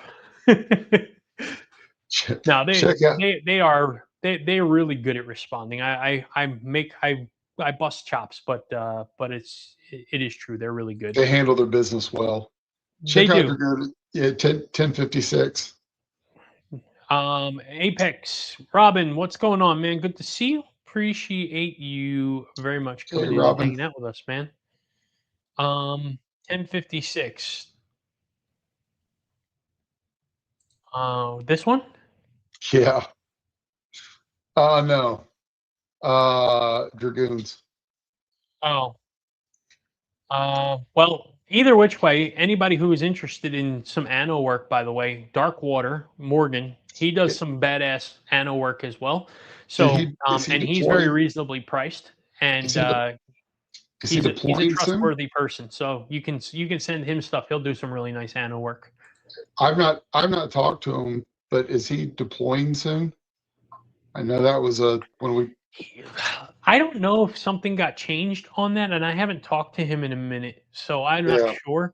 He was supposed last I spoke to him, he said he was deploying in July, but I saw him last night live.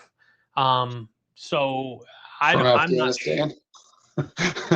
Yeah, no, it was live from his basement, so I'm not Yeah. quite sure what the heck's going on. Yeah. I'll have to reach out to him and find out. Yeah. I've got a knife that he did. He anode and did a flipper mod, and spectacular. I got these cheeseburgers. Yeah, yeah. You give me a Gracchus, I'll give you these cheeseburgers. That's freaking On, funny. No, I'm not trading on the Gracchus for a cheeseburger. on the right day, I might.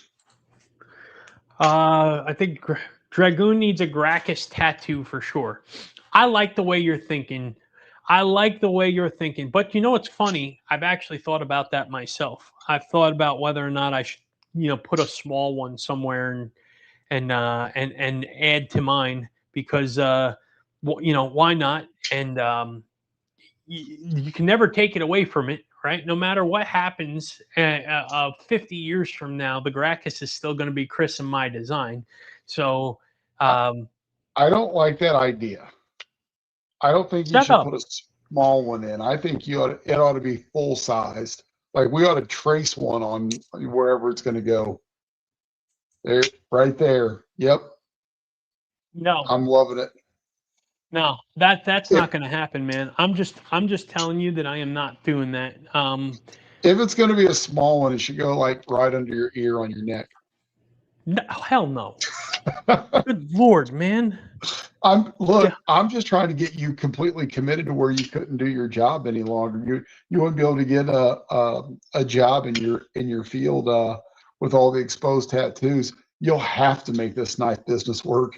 So, Dude, I'm a network engineer by trade. Do you think that if something like that happens, they won't just put me in the back with a bunch of firewalls and switches? that very true. They tell like, hey, go sit in the noisy room and start playing with boxes. Yeah, here's your earplugs. Make this work.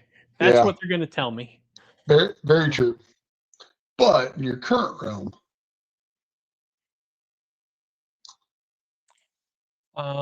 Kaiser Hawk has a detent bar very similar to a Holt. Good to know. oh, Good to know. I haven't disabled mine, or I haven't disassembled my disabled mine. I haven't disassembled mine. I haven't had a need to because, I mean, it's flying, dude. It's so fast on the drop and everything. There's just no reason to take it apart. The but action on it's spectacular. but it may help with my detent lash on mine. I think might be where he was going. No, that I Yeah, think that's exactly where he's going. yeah. That should be something to check out for sure. Well, let's take it apart. See, now you got Chris doing projects and stuff. Real good. You If lost Dragoon me. gets a Gracchus tattooed, does he get a free knife? Yeah. Nope. Not at all. I'll buy you one. Oh, wow. Chris said he'll buy you one. So well. You got to model the tattoo for us, like on our Instagram page, though. Yeah, I was gonna say the only way that works is if you get one, we have to be able to showcase this. There has to be something in it for us on that too, not just you getting a tattoo of our knife, but nobody sees it. That's not cool.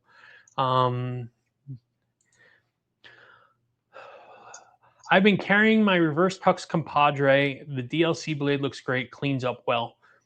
Yeah, so Chris has the reverse tux full size padre, and I have the reverse tux poon padre, and they definitely do clean up well. Kunwu does a really good job with their fit and finish, like the DLC and all that kind of stuff. It cleans up really well. Don't get me wrong, the polish on it, fingerprints easy as hell.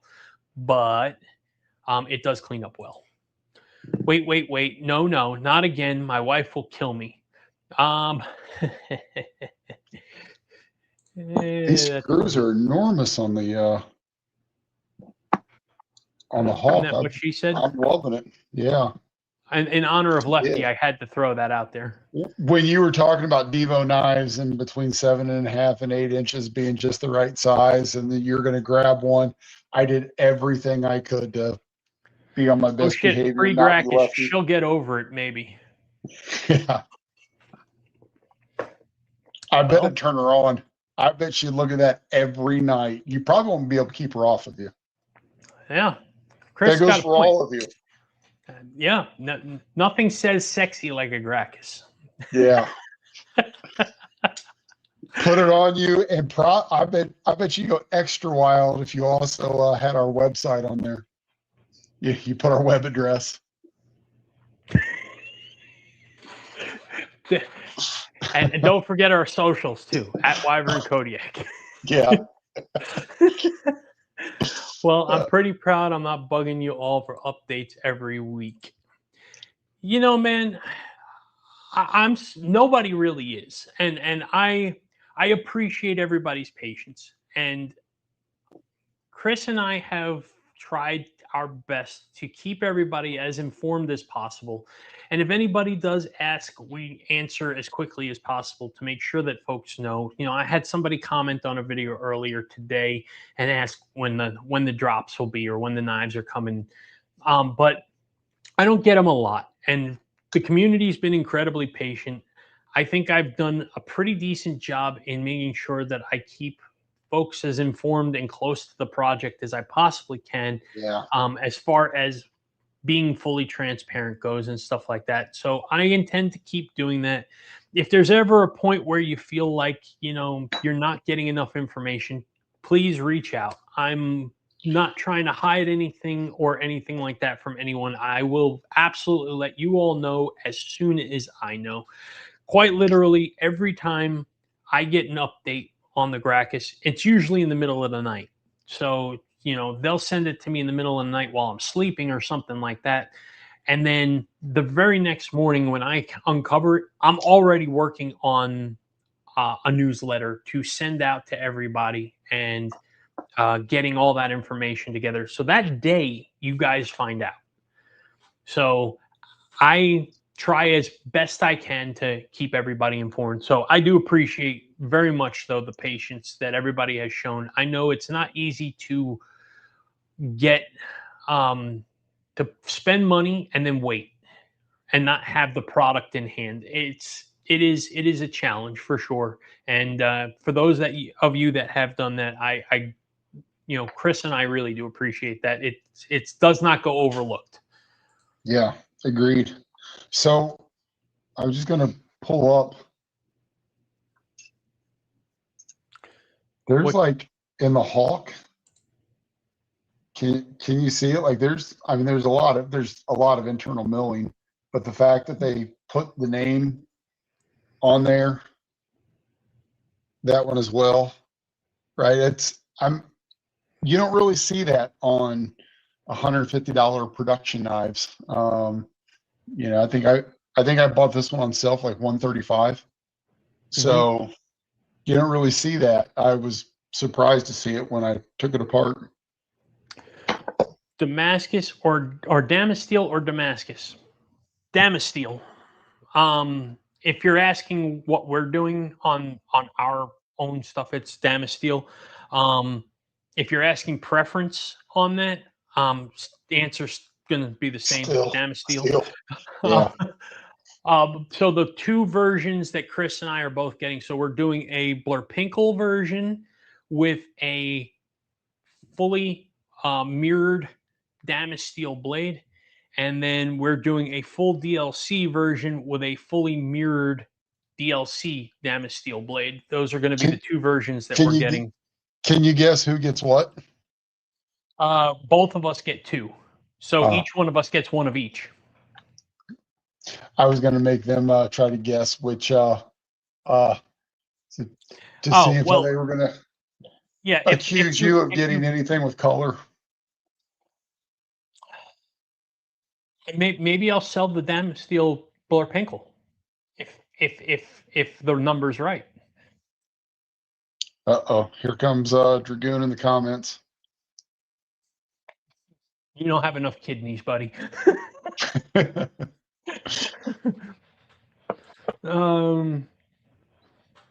Wyvern's logo would be a cool tattoo. Which one? The one behind me or the WK, like the one that's on our pivot? I'm curious which logo. So we have two logos, right? We have our full business logo, which is right there over my shoulder. And then we have the Maker's Mark logo, which is, come on, focus. There we go. Right there, the WK that's on the pivot cap.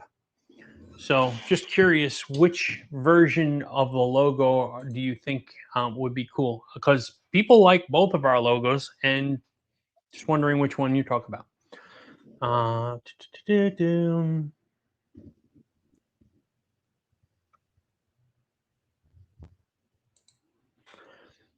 Wyvern's logo would be badass on leather. Hint, hint, Trouble Bunny. Is Trouble Bunny in here? I didn't see Trouble Bunny. If Trouble Bunny's in here, then I apologize. I didn't say hello. But I like what you're thinking there, man.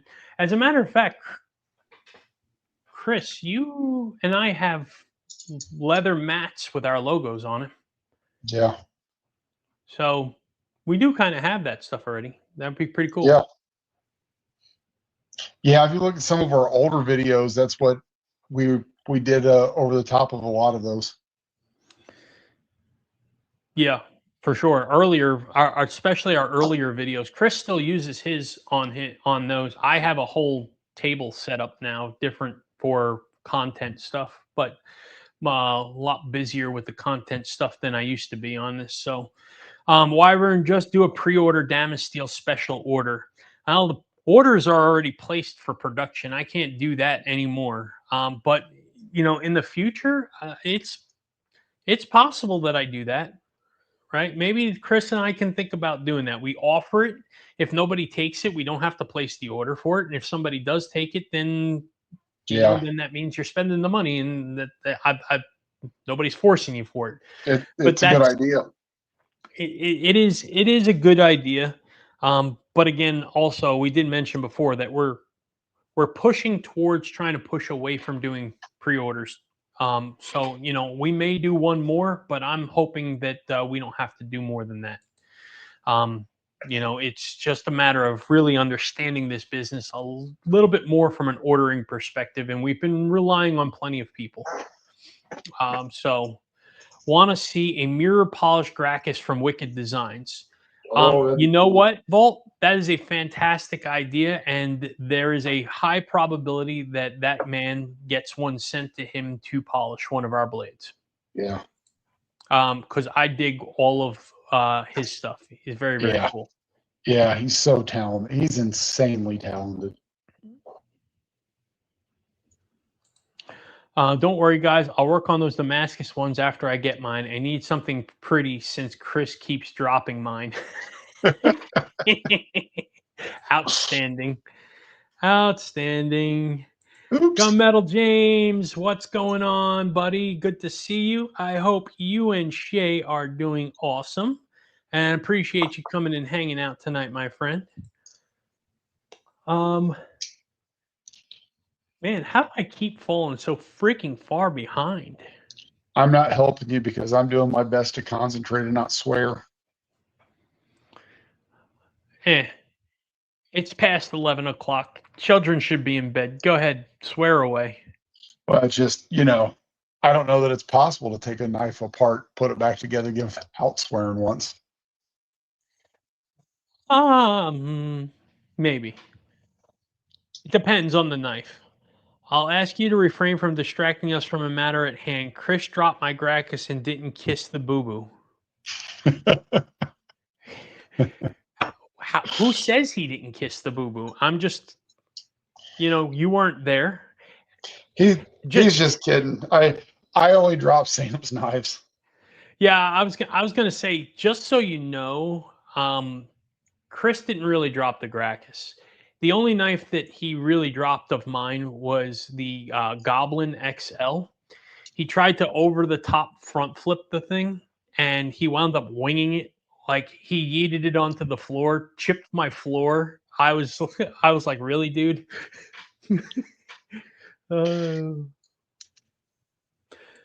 Sever Seven's in here, really liking the little native backlock I have in for review. Cool, man. I have not reviewed one of those myself, but if you're digging it, that's awesome, and appreciate you coming in and hanging out tonight. I can send you a Vertilock DLC carbon fiber full and compact to check out if you want, Sam. Let me know. I may take you up on that, Bolt. I think that could be some interesting content, especially since I have the original doing comparison stuff on that and discussing that. It would be interesting. As a matter of fact, I just got the Vortex Model 1 version 2 in from the pass around group. And since I already have the original version 1, there are some differences in the knife, and I'm looking forward to doing the video to do a comparison on it because I don't think a lot of people realize how many differences are going on with that knife. But still an absolute killer knife. Don't get me wrong, but I'll definitely talk to you about that, Bolt. Appreciate you, buddy, for offering that. I may take you up on that. Let's see. We are almost caught up again. Nice. Glad I could help. I unfortunately don't have a penguin, but think Dad's gonna get himself one as well. Well, Zach, you know, sometimes Dad's got to do that, man. I get it. I get it. You don't have one yourself. Uh, talk to Bees, man. He has discounts. He's probably got 450 of them in his freaking house. Well, He may have something for you that you can get on the cheap. You know what I mean? Like you I'm may have to hook surprised he it for doesn't. you. I'm surprised he doesn't have an exclusive with him for, a model. Yeah, like he should be on their homepage, just in the corner of their homepage. When you go to www.qsp.com, it should just be Brian in the corner going, "Everybody needs a penguin." But you know what's crazy is he's not. Like they don't give him any kind of discounts or anything. Really? Yeah, I asked him. I mean, maybe they do now. It was 2 years ago. I asked him about it and he was like, "No." He goes, "I've talked to him. I've asked him for stuff. No, they don't give me anything." But he says it just about every time he does a knife video, every comparison, right? Yeah. Yeah, I mean, that's what I'm saying. I mean, the dude is genuinely the US spokesperson for them in some way. I use lemon oil on my micarta. It's what I use to condition my guitars, rosewood and ebony fretboards. It darkens up so nicely. There you Yeah. go, Lance. Good recommendation right there. I bet that would probably look really, really nice. And I absolutely love a beautiful oiled or waxed micarta. I think it really just brings out the detail, the color. It really pops. And honestly, I can't stand having to constantly clean my Carta, like because you get like if you get it all filthy and everything, and then you got to dismantle. It's just a pain I, in the ass. you That's just know, me. now that Lance said that, I typically use like a blade wax or something like that across mine. I'm That's what I wondering. use. Now that with what he just said, I'm thinking I might try to do some like boiled linseed oil or something like that and see what happens. Yeah, yeah. Well, I mean, look, Lance spent years in the music industry and stuff like Yeah. that. So, he's got some really nice guitars and stuff like that in the collection. I would imagine that he probably knows what he's talking about when it comes to that kind of stuff as well. So, watching the catastrophe in Nepal is insane, dude. I was horrified when I saw that earlier, and I mean, I'm absolutely praying for those people. Last I saw, it was 95 dead and like hundreds missing, and I just saw like a wall of water hit that building in that town, and people running like it. Just seriously, it didn't even look real. What It's what was it a tidal wave or hit? I've not seen anything on it. It was like a flash flood, something like a flash flood, and I'm not really quite sure. Oh, dude, it's all over the news. It is genuinely when you look at it, it doesn't look real. It looks CGI. I'll check it out. Maybe I don't know It's that I want to seriously see it. scary. Ugh. The integral version just out of my price range. I got the Vertilock carbon fiber. I wanted the tie handles, but always out of stock. Yeah, yeah. The integral version does not come in cheap, man. It is what I mean, direct from Kunwu, it's over $400. If you can find them off of like White Mountain, I think they're in the upper threes. You can get a 10% discount off of that, so you're going to bring in still into the mid threes. It's not a cheap knife, but again, Kunwu does such a phenomenal job. I mean, they really do. They're fit and finish. They really are second to nobody in the Chinese manufacturing as far as heat treats go. So I mean, you still got a hell of a knife, man. So good for you on the pickup. It's a banger, dude. Yeah. And you know, maybe you'll get an integral version in the future. You never know. They And, are a lot more available than they used to be. and I'll tell you, I think that you did. If you carry your knife a lot, I would say that you probably did yourself an upgrade. I've said this to Sam before. Like, I love the knife, how it fits in my hand, being able to use it. It cuts like a dream. Everything about it, I love it, except for it shreds my pockets. So I never, ever, ever carry it. It sits in the case. I pull it out and flick it. I open a package with it every once in a while. And that's about it, but I never carry it. But I probably would if I had carbon fiber so it could slide in and out without doing any damage. Morgan is back. He just had knee surgery. Oh, Wow. okay. So he Dark is water is available. okay. All right. Well, I appreciate you letting me know, John. I did not know that. I will reach out to him and check on him and see how he's doing, man. I wasn't aware of that, and I've been out of the loop with dark water for a little while. Things have been a little hectic, and I can't be everywhere all the time, and I got to do better. And yeah, I feel bad that I wasn't aware of that because he's a good dude, and I like him a lot. So Yeah. I'll reach out to him and check on him. So thank you for letting me know. And Brown Sugar, you dropped that right behind him. So I thank you for letting me know as well. That's I appreciate you folks kind of keeping me informed. Gracchus face tat, not a chance in hell. Not a chance in hell, J1. You have a better chance of seeing me. Nope, never mind. Nope. Not even going to do that. Not certainly not on live. That's going to be recorded. No, Sam, we didn't want to see it become an Forever. instantly larger design. No, Sam, we don't want to see it become an instantly larger design. I'm missing Gracchus something. XL. The Gracchus XL. No, we're not doing a Gracchus XL. We're not doing a Gracchus Mini either, to be honest. We're going to do a Gracchus V2. I don't want to call it Mini because the V2 is still going to be a full-size Gracchus. It's just going to be smaller than the original Gracchus, probably by 3/4 of an inch to an inch. So it'll land somewhere between 7 and 7.5 inches overall. And there'll be some changes to it because it's going to be just a different version, so to speak. It's not just going to be a miniaturized version. It'll be a little bit different than the original as well. But that is in the future.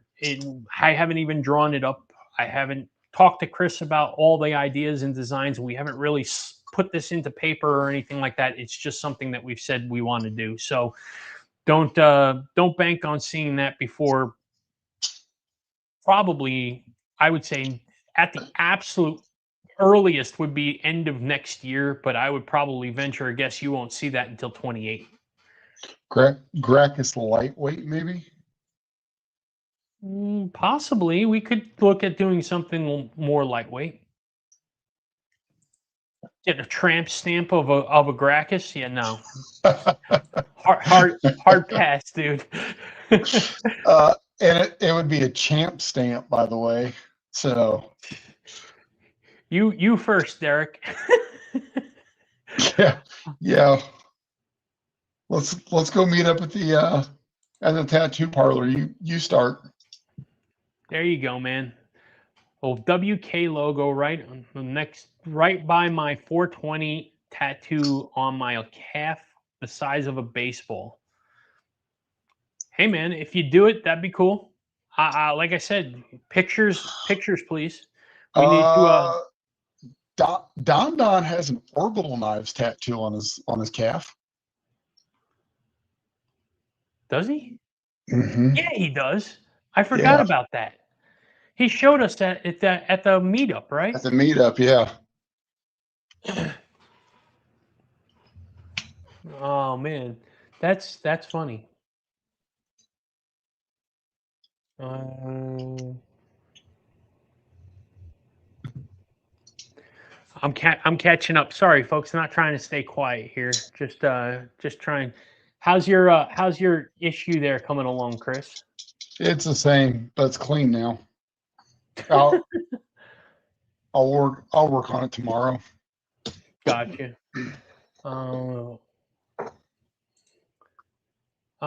Digging the photo updates. It's cool to see the process. Yeah, thanks, James. I agree. I think it's really cool to see the process, and I appreciate that Best Tech has been really cool about sending us those, because I know that a lot of manufacturers don't necessarily do that without requests, and they've been really good about doing that consistently. You know, sending us pictures, updates, even if it's not anything spectacular to look at. I mean, they showed us blank handles and blank blades, right? So it just kind of looks like a rough metal. And but you know what, it's progress, it's showing us something and stuff like that, so it's cool to see the steps as they're going along. Give me a 10-second video of the machining that was happening. Hey, that's really cool too. It gives me something to share with all of you, gives us a feeling like there's things are getting accomplished. And it's fun to be able to do this trip with you guys, right? This journey is a lot of fun to have you guys so close to the process with us. I don't know. I can't think of too many knife companies, if any, that have really brought their community and their customers into the mix and as close to the process as I think Chris and I have. And this was all by design. We really wanted to do this because you guys welcomed us into the community the way you did. And we felt like it was a really cool idea to welcome you into what our world looks like a little bit, so that you can see what we go through for making these and getting these ready for production, and so on and so forth. And when we go through and we get them all done and they come here and we QC, guess what? We're going to videotape. Holy crap, I just aged myself. Christ almighty. Yeah. Sam, it's almost time for bed. You said videotape. We're gonna video. Maybe we'll do a live, because I know, like, we talked about having like Faithful come up and stuff like that. Like, if we get some folks over to the house and we do a QC party, maybe we'll do a little live QC. Get the old Betamax all set up in the corners, and so we can get it from all the I don't different know. angles. I'll ask my dad if he still has the VHS camcorder that sits on the shoulder with the big old microphone that sticks out the front. I think he had like an old RCA one. Yeah, nice. Man. So yeah, it's been a lot of fun though, taking you guys on the trip. Cookies and Dreams, or Cookies and Streams, just said gonna get that how it's made on Laserdisc. Oh, Laserdisc. That's hilarious. So impressed with Conway. I ordered a full DLC Gringo. I'm absolutely fascinated by the S390 steel. Properties look amazing. Chris, that's up your alley as far as blade steel conversations go. You're my nerd. Yeah, I like it, and I've got the exact same. I've got that Gringo as well.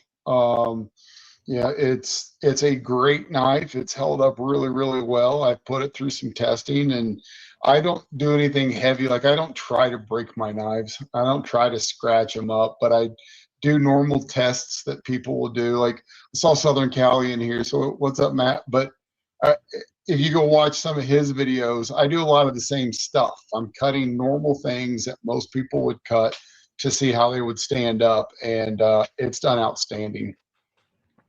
I'm going to reblade a Usurper with a Gracchus blade. Well, that could be interesting. Put it on a small handle. On a Yeah, thin handle. if it tucks in there, man, I think that would be interesting. I'm not quite sure that the geometry of everything will work out that way, considering the belly on this thing requires a hook handle. So, but hey, man, give it a shot. I would be interested if you can do that. That would be cool. We can do a Wyvern Kodiak Sever 7. Usurping Gracchus or something like that version. That would be fun. I'm going to replace some of my collection with a usurper unless you need a kidney. I don't need a kidney. I think my kidneys are good. Southern Cali EDC's up in here. Yo, my dudes. What's up, man? Good to see you. Appreciate you coming in and hanging out with us tonight. Let's see here. I'm really trying to kind of catch up a little bit here, so I apologize. Ford Dragoon. The one he wants. There you go. Mini Gracchus would be awesome. Like I said, it's not going to be mini, Mr. Mouse. It's going to be a little bit smaller. Look at that. Hold on a second. Look at that. You're gonna have to lift it up, you meatbag. Well, I think we got reblade. We got a reblade working. Interesting. I think I know what I must do. Yeah. Where's my bit driver? Look what you started. Although I will say this, chances of the detent being in the right spot is going to be slim and none. Not a chance it's going to work. Yeah. That's hilarious. Oh, man. Not a chance. And Shay is dying for a smaller Gracchus shield. Buy one for sure. Yeah, it's going to be a little while, James. I get it. I understand. I know Fred the Lugs wants a smaller Gracchus too. Like I said, the plans are there for us to do it. It's just I don't want to go from Gracchus to Gracchus V2 right away, right? What's the incentive there to do that? We've got other designs we want to accomplish, and then we can circle back around through to the Gracchus because I want to refresh that. I think that also I want to hear from the community about what they like and dislike as well to see what additional adjustments could be made other than just scaling it down. Yeah, 100%. Skeletonized Gracchus? I don't know about that one, man. Skelly integral Gracchus. I like Skellies. I think they're cool, but I don't like it for this knife. I don't think I like it for because of the blade weight, right? I think that you need more in the handle.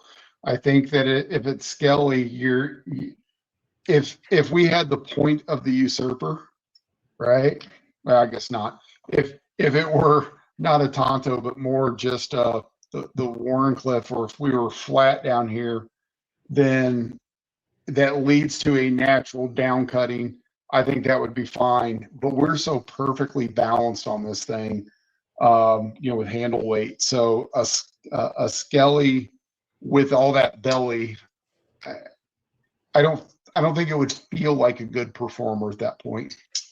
If we went to a Skelly, we would have to change blade stock. It would be an unavoidable thing for the most part, I think. Southern Cali just picked up my first Serge Pachenko Guppy. Sexy. Very, very nice. Awesome. That's a big purchase. That is a big purchase. That's a very nice knife, though, for sure. I'm breaking through here, folks. Getting there. I am so far behind and I suck, and I apologize. That new Iron Fly for $99 absolutely does look awesome. James, I have for $100, even though they suck at pre-orders, I probably am going to get in on that pre-order because it's $100. So I can live without it for a few months or 6 months probably. So yeah, I think so. I think that I've got a critical strike that like a $32 that's the Zulu, and it's absolutely amazing for $32. And I know that the critical strike and Iron Flyer are both spin-offs of Kumu, but I think that Sergio's really trying to get that plant up and running. I bet we're going to see a lot of amazing knives that are very reasonably priced, so he can get a lot of attention on it. Yeah. So I agree. Sergio and I had long conversation in Atlanta about that, and he is trying to ramp up his second and third plants. So the Ironfly and the critical strike plants, and he's trying to get those plants to move up the quality levels and faster production so that he can start churning things out better and streamline things a little bit more. I have some critical strikes en route to me in the mail right now. So I'll be able to show you guys a couple of things pretty soon on that. So I spoke to them. They're sending me a few things. So that'll be really cool, including a cool new locking mechanism that I'm not familiar with. So I'm excited to explore something new. Deadhead says he's in Wisconsin, so not too far of a drive, and he'd be available to QC. Oh man, nice. I appreciate that. And when it gets closer and we look at the big picture of things, I may reach out, man. That's mighty fine of you to offer your services, my friend. Yeah. I don't remember what steel mine is. I'll say this while you're scrolling through and reading. I've been telling Southern Cal EDC when he's doing all of these comparisons, he's missing out on the critical strike Zulu in the testing, and I think I told you, Sam. I actually did. I recorded a video and didn't like it, so I never sent it to you. But I compared the Civivi Bull Tusk, the critical strike Zulu, and the CJRB frag, and put them through the same test, recorded a bunch of stuff, and outside of enjoyment to deploy, it won everywhere. Critical strike won everywhere else. And so I would say that, again, I just think Sergio is probably going to be coming out swinging as he's trying, because Ironfly's been in the works for a few years. So, and we're seeing a lot of Chinese brands pop up all over the place right now. And it seems like when all of them come in, they're super low price to try to get some attention. And then we see the prices gradually go up to regular market positioning. So I'm hoping that I'm right on this and we get to buy a bunch of Kumu level knives at $100. It would be nice. It would be nice, but I also see like they have a couple of the critical strike ones that are going into the mid to upper 100s now. So as they ramp up what their capabilities are, I would imagine we're going to see some prices changing too with that. Fair. Not saying that they still won't have $35 versions out there, but we'll see what happens with that. Volt, to answer your question, so let's look at this together, right? So fat carbon glass.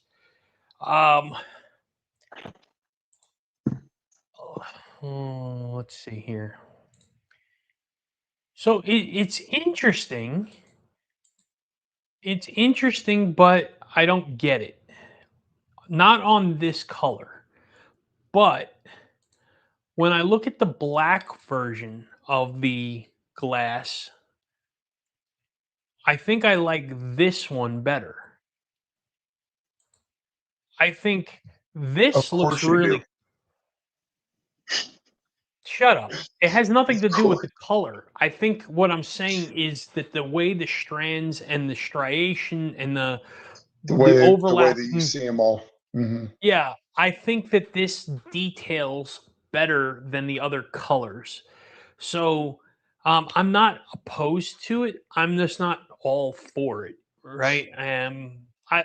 I'd have to see it in person. It's really hard to understand this off of a slab sitting on here, as opposed to what it looks like on the handle of a knife. I think that's really the best way I can explain it. What are your thoughts on this stuff, Chris? I'm complete agreement with what you said. Until I put it in my hand, I'm I'm a titanium guy. I'm so on fat carbon, camo carbon, etc. Hmm. Micarta, whatever. I've got plenty of knives that are that, but I seldom ever carry those. Yeah. So I would have to see this, feel it, put it in my hand. I mean, for me, oftentimes they lack the texture that I'm looking for. Right. Um, I don't get the tactile response. Um, so it, there's just a change there, but I think they look cool. I just don't know that I would like them. And looking at a picture of a slab through you know, that was taken looks a whole lot different than what it would look once it's contoured. And then you have, you've got some hardware and other things that are mixed in there that are taking your eyes in lots of different places. So I'd like to see it as well. The site pics are a horrible representation, and that's why I said I don't want to pass judgment yet, right, Deadhead? It's really hard to look at a rectangular piece, not on knife scales, not in proper lighting, or any of that other stuff. I can't feel it. I can't touch it. I can't make an honest decision off of it. So rather than say I don't like it, I do like it, I'd rather just say, when they start using it more frequently and I can put one in my hand and I can say, hey, this is how it feels. This is what how I'm seeing it. Absolutely. 100%. I'm going to be all on board for that. So I'm all about that. Good night, boys. Wyvern Kodiak. Good night, Chris. Love you. Hugs and Bye, kisses, Clayton. Clayton. Good night, sweetness. That's awesome. Yeah, so I've thought about glass though recently, and so we have a design, and again, this isn't something we're ready to show anybody yet, but we have a design that is a liner lock that's going to be an OEM, and when we OEM that knife, I think we're going to offer a couple of different types of handle materials. I think it's going to be a titanium versions, and I think we're going to offer some like carbon fiber or micarta or maybe both or whatever. And I've thought about whether or not we want to look at something with glass or something like that into there. And again, it's early to really consider what we want to do with that, right? So we're not at the point where we're ready to turn around and say, yeah, that's what we're going to do. Chris and I have to sit down and we have to look at this thing and really envision a couple of different things. We'll order a handful, 6 different prototypes with different handle materials and so on and so forth to really kind of grasp what we want to do. Um, handle materials are very indicative of weight and stuff like that for the knife. And so when you're talking about that, with titanium, do we take the scales and or I should say, do we take the liners and take like maybe one side of them off that's unnecessary so that we can shave weight? Do we go to the style that like Devo has used, which they have gone to like a tab system, so there's not even a full liner on either side. It's only on one side, and it's a basically a strip of metal that comes out this way. So do I want to do that? I don't know. I don't know what we're going to do yet. It's going to depend on what we feel is going to balance the knife best because Chris and I are engineers, so these are the things that we think about as well. Is all those types of things. So we will get around to it. That's going to be something that's going to be a pretty near future order, though, for sure. We're going to be ordering before the year's end. We will have an order in for prototypes for that knife for sure. You know, so my tall boy only has one liner. My Yeah. stout, It doesn't even have a full liner. yeah, and I've never taken that one apart. I've never paid attention to it. It's very interesting.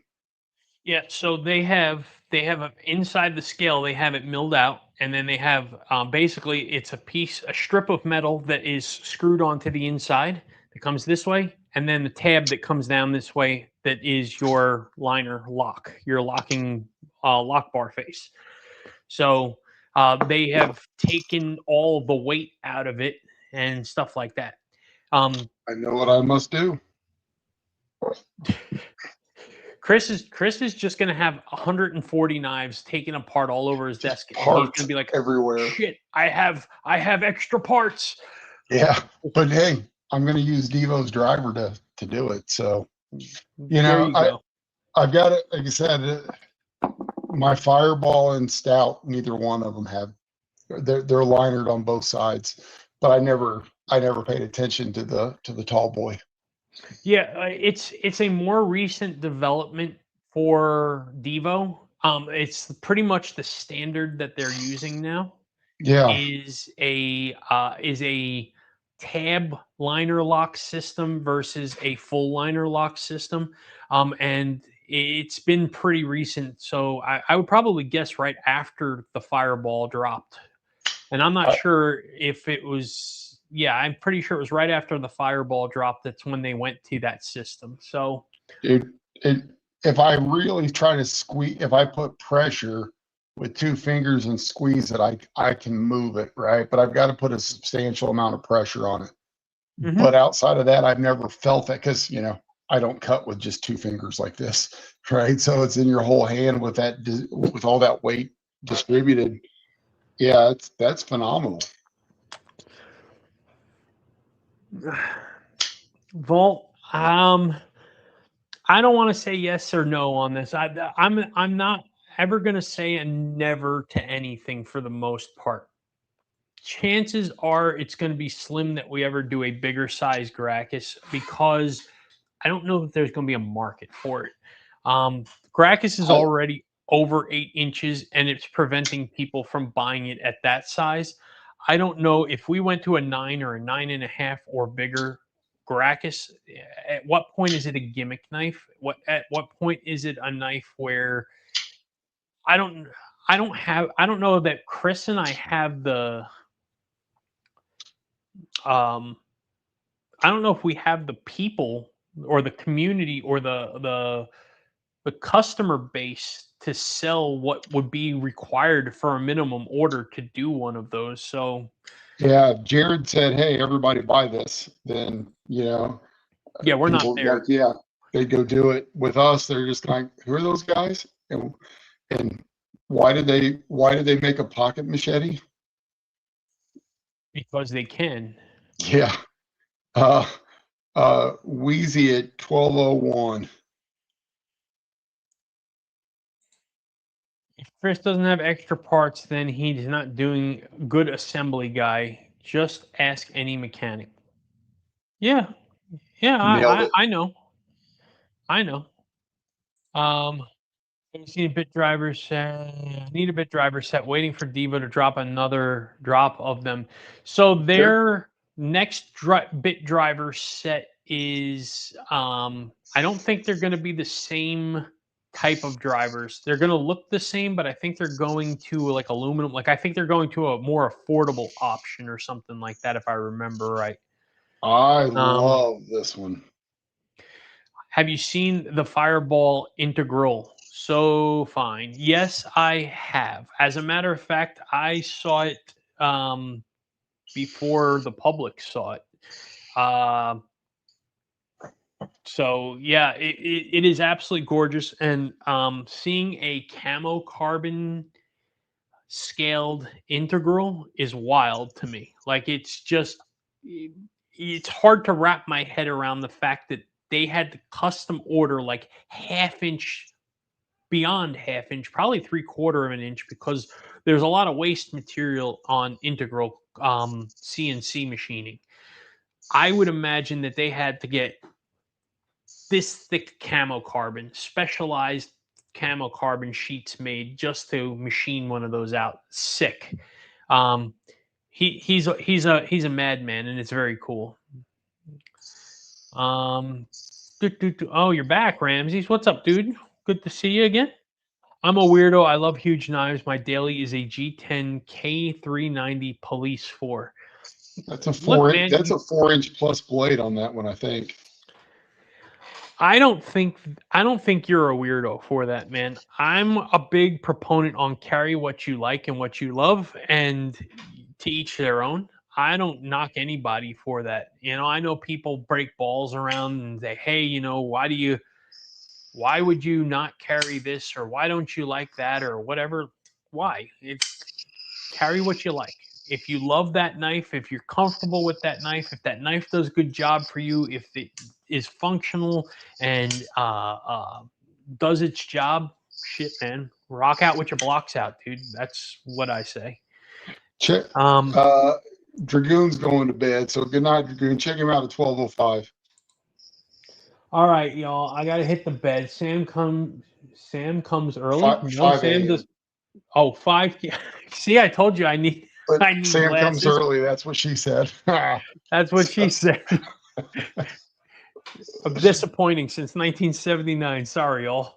I will say this though, it's a good change. Catch y'all Saturday if anyone needs that kidney. It's been sober 5 years. Love y'all, dude. Congratulations on 5 years sober. That's cool. awesome, dude. Very proud of you on that. Much love. Thank you for coming in, hanging out. And have sweet, sweet dreams of your wonderful Gracchus, and hopefully they will be here sooner than later. There she is. And appreciate you, buddy. Have a good night. Did you see that? What's that, man? There you go. Look at that. Oh, that's the good stuff right there, man. I mean, they just tune these so well coming out of the factory. They really do, man. I mean, I haven't touched that at all. Mick says he loves some big knives. The more steel in my hands, the better.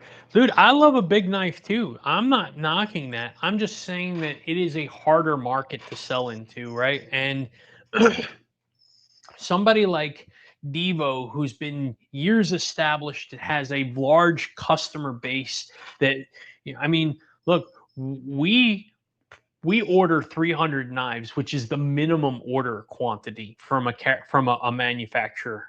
Right? Devo just ordered 1,200 knives for their drops. So we aren't the same, at least not yet. The only thing that we are the same about is we're two guys that run a company, a knife company. That's the only similarity we have right now. But when we do a bit driver, we will do the same thing, because I love that. I've got an 8 and a 6 right here. I can do most of my knives with this one now. Sitting on my desk right now. They did an outstanding job with that design. They really did do an outstanding job with that design. Yeah. And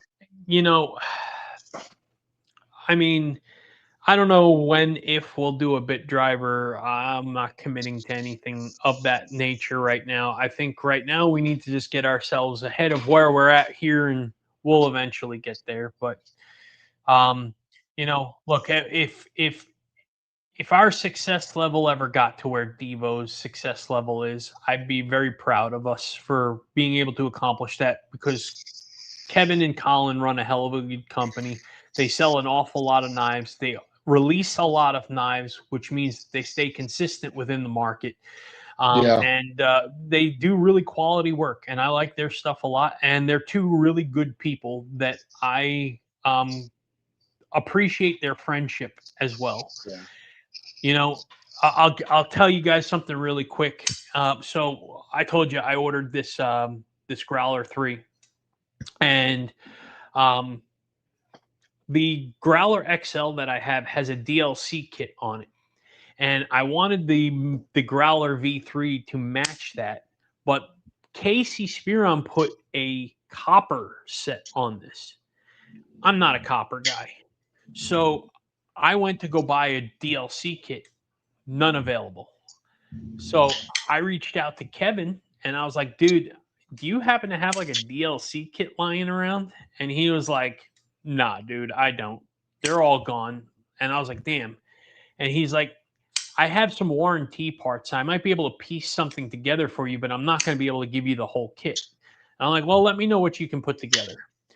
And so he comes back and he's like, I can get you everything but the backspacer. And I'm like, all right, I'll take it. And he's like, you know what? Screw that. He's like, yeah, I'll get you the backspacer. Don't worry about it. You know that Kevin took the backspacer off Off one of his personal knife, yeah, and bagged it up and sent it to me. I got it today in the mail. I haven't had a chance to put it on the knife yet. But Kevin gave me his and sold me. I would not let him give me anything, first off.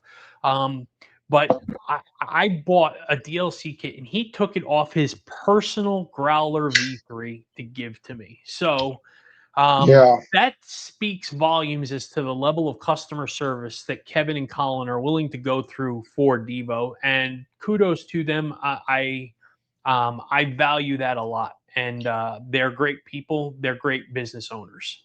The XL was sold out everywhere when I decided I wanted one, and I reached out to him, and he's like, "Nah, we don't have any left." Because they're out everywhere.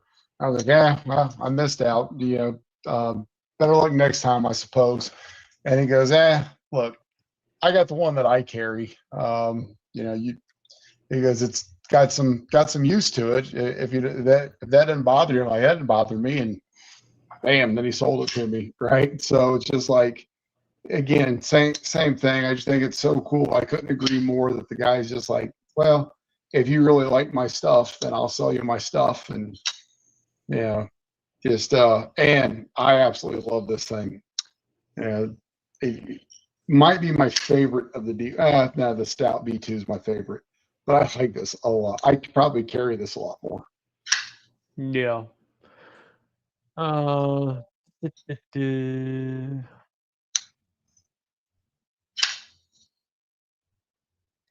right.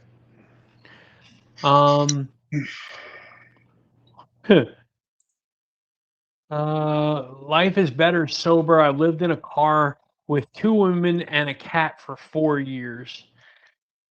James, if there was a way to put you in for sainthood, I would probably do that, because you probably need some sort of metal sainthood. The Lord needs to bless you for being able to do that.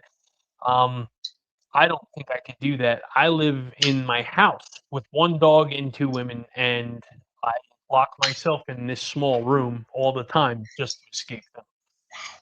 So, just saying. Wisconsin drinks the most beer in the country by far. Well, that's because beer and cheese go great together, man. Shit, that's a natural marriage made in heaven, man. Who doesn't like beer and cheese? Heck, there's beer cheese. And it's awfully cold up there, right? You need, getting a good buzz to help you out. You got natural refrigeration. Yeah. It gets dark early. It feels like 5 o'clock, like at 2:30. No, I don't want to do that, man. Oh man. So, trying to think if I've got anything else going on here. I'm looking at what I've got on the desk here. Is there anything interesting? Any new news? Anything like that? If you haven't hit that like button, folks. Make sure you do that for me, please. I know it sounds silly, but it really does help the channel an awful lot, hitting that like button. So if you could smash that for me, we would greatly appreciate it. And I think everybody in here is subscribed to the Wyvern Kodiak channel. I see all the familiar names, but if you're not, and if you're lurking, if you would be so kind, make sure that you subscribe to the channel. Again, we really do appreciate it. And we've got some really exciting things coming up and can't wait to share them with the community that we love so very, very much. And, it's been awesome tonight hanging out. It is 12:15. I've got nothing more to give tonight, to be quite honest with you. So I think it's about time to wrap it. But we'll be back next week.